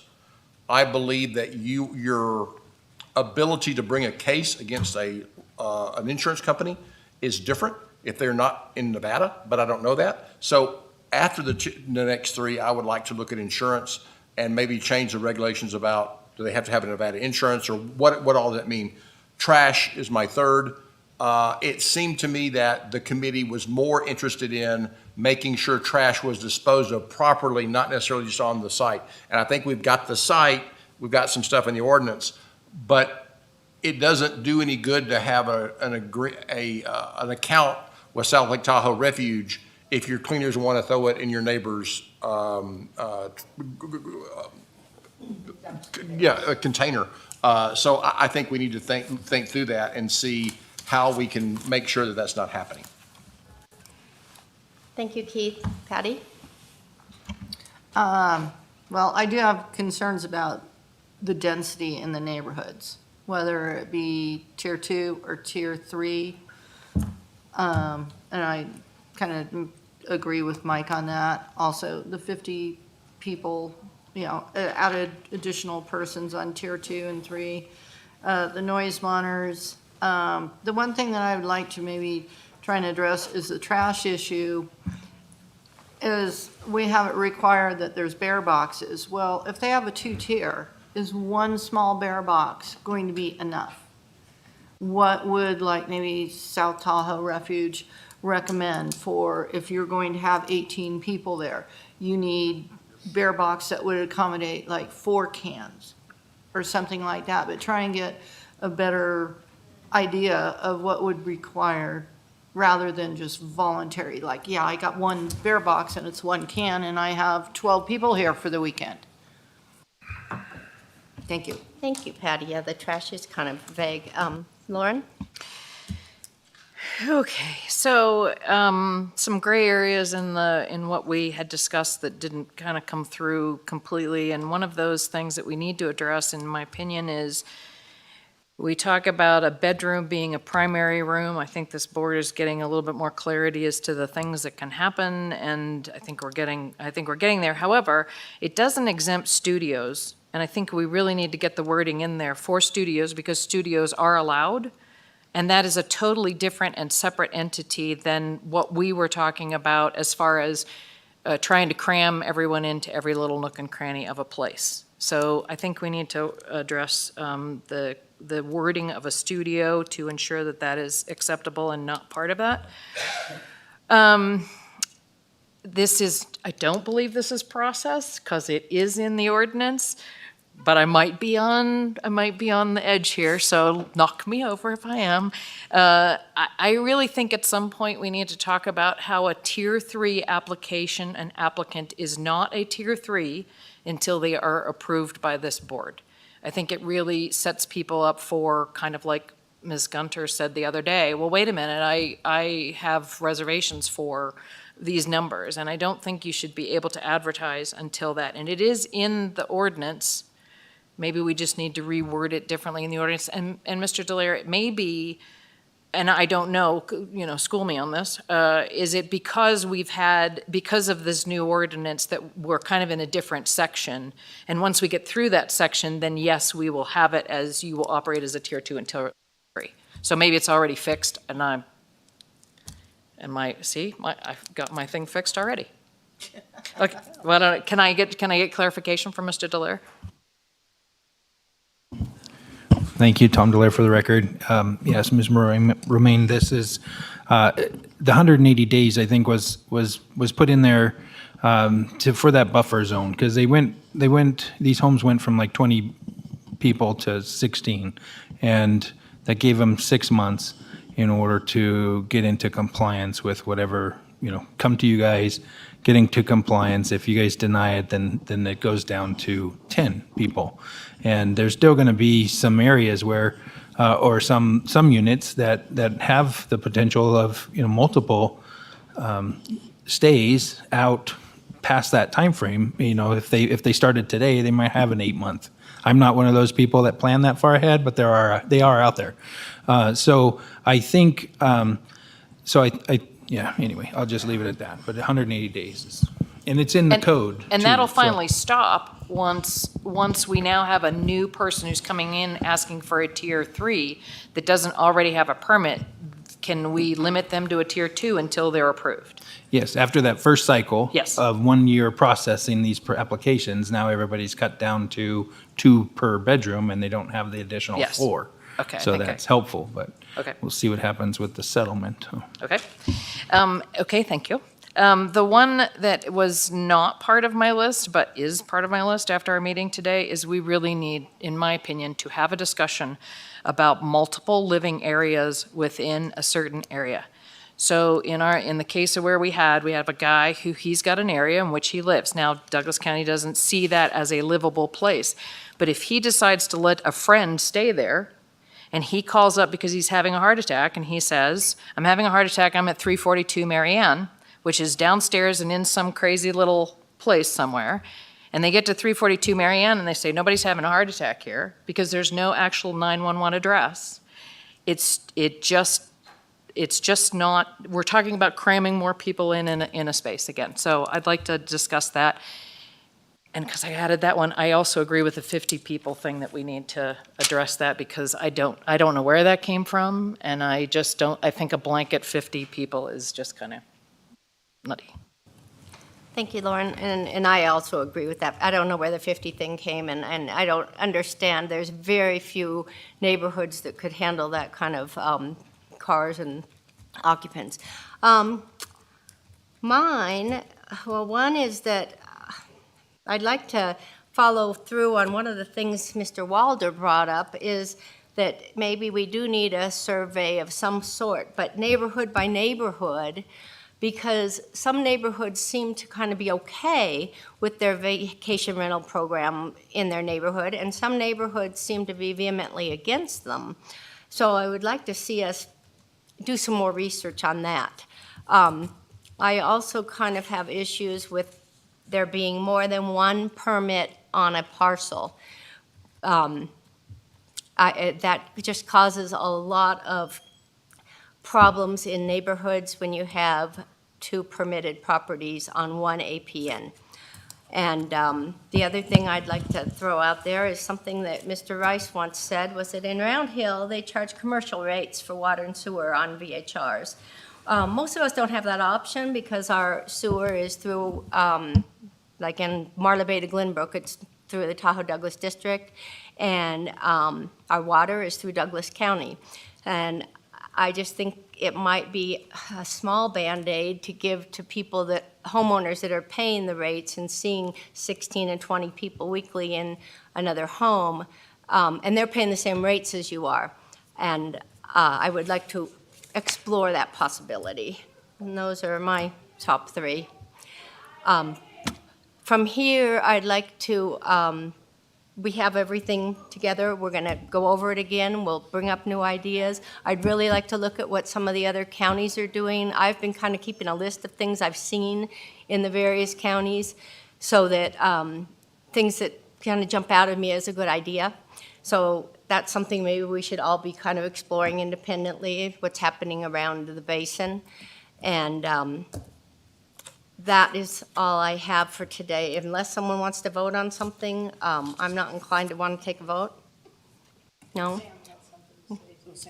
Oh. Oh, he's quiet? Okay. Well, I need closing public comment. Do not let, closing public comment. Oh, here she comes.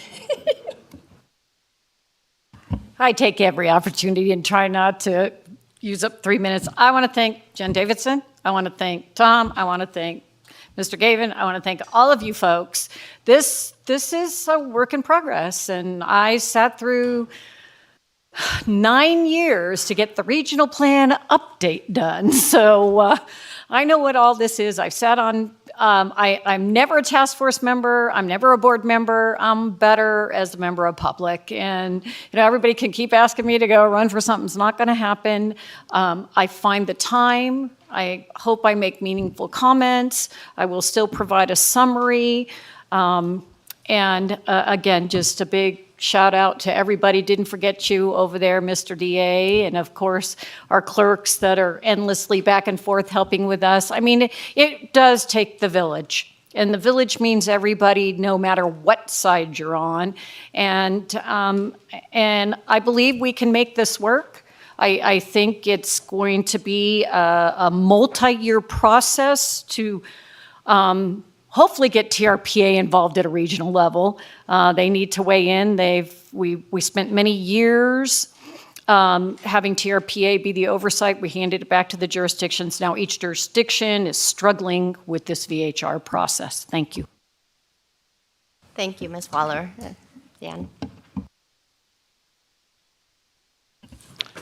Dan Ainsworth. Boy, I'd like to second what Ellie just said about thank yous to everybody. A lot of work, a lot of time and effort, a lot of issues to think about. So I'm glad you are on the VHR advisory board, not me, Patty. Just thought I'd throw that one in there.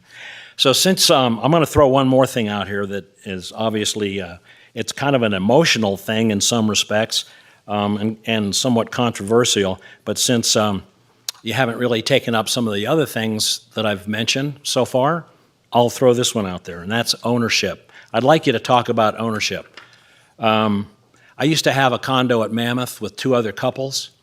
It was a partnership. The three couples skied together, rented it out, skied together, rented it out, worked out great, obviously more affordable for all 3. I just don't understand why that can't be allowable in our system here. It makes absolutely no sense to me that that should be prohibited. Owners don't cause the issues, it's renters that cause the issues. And if there's an issue, it'll be addressed by the property manager. This is theoretical now, right? That's the way the ordinance is written, whoever that is. That's got to be in place. If not, the normal citations, etc., will be levied. Too many, you pull the permit once again. That's the way it's set up. That's the whole concept behind the ordinance and the provisions in it. So please put that on your list too. Thanks. Have a nice evening. Thank you, Mr. Ainsworth. Any other public comment? Any closing public comment from Zoom? There is no closing public comment on Zoom. Thank you, Ms. Damian. Let's adjourn this meeting.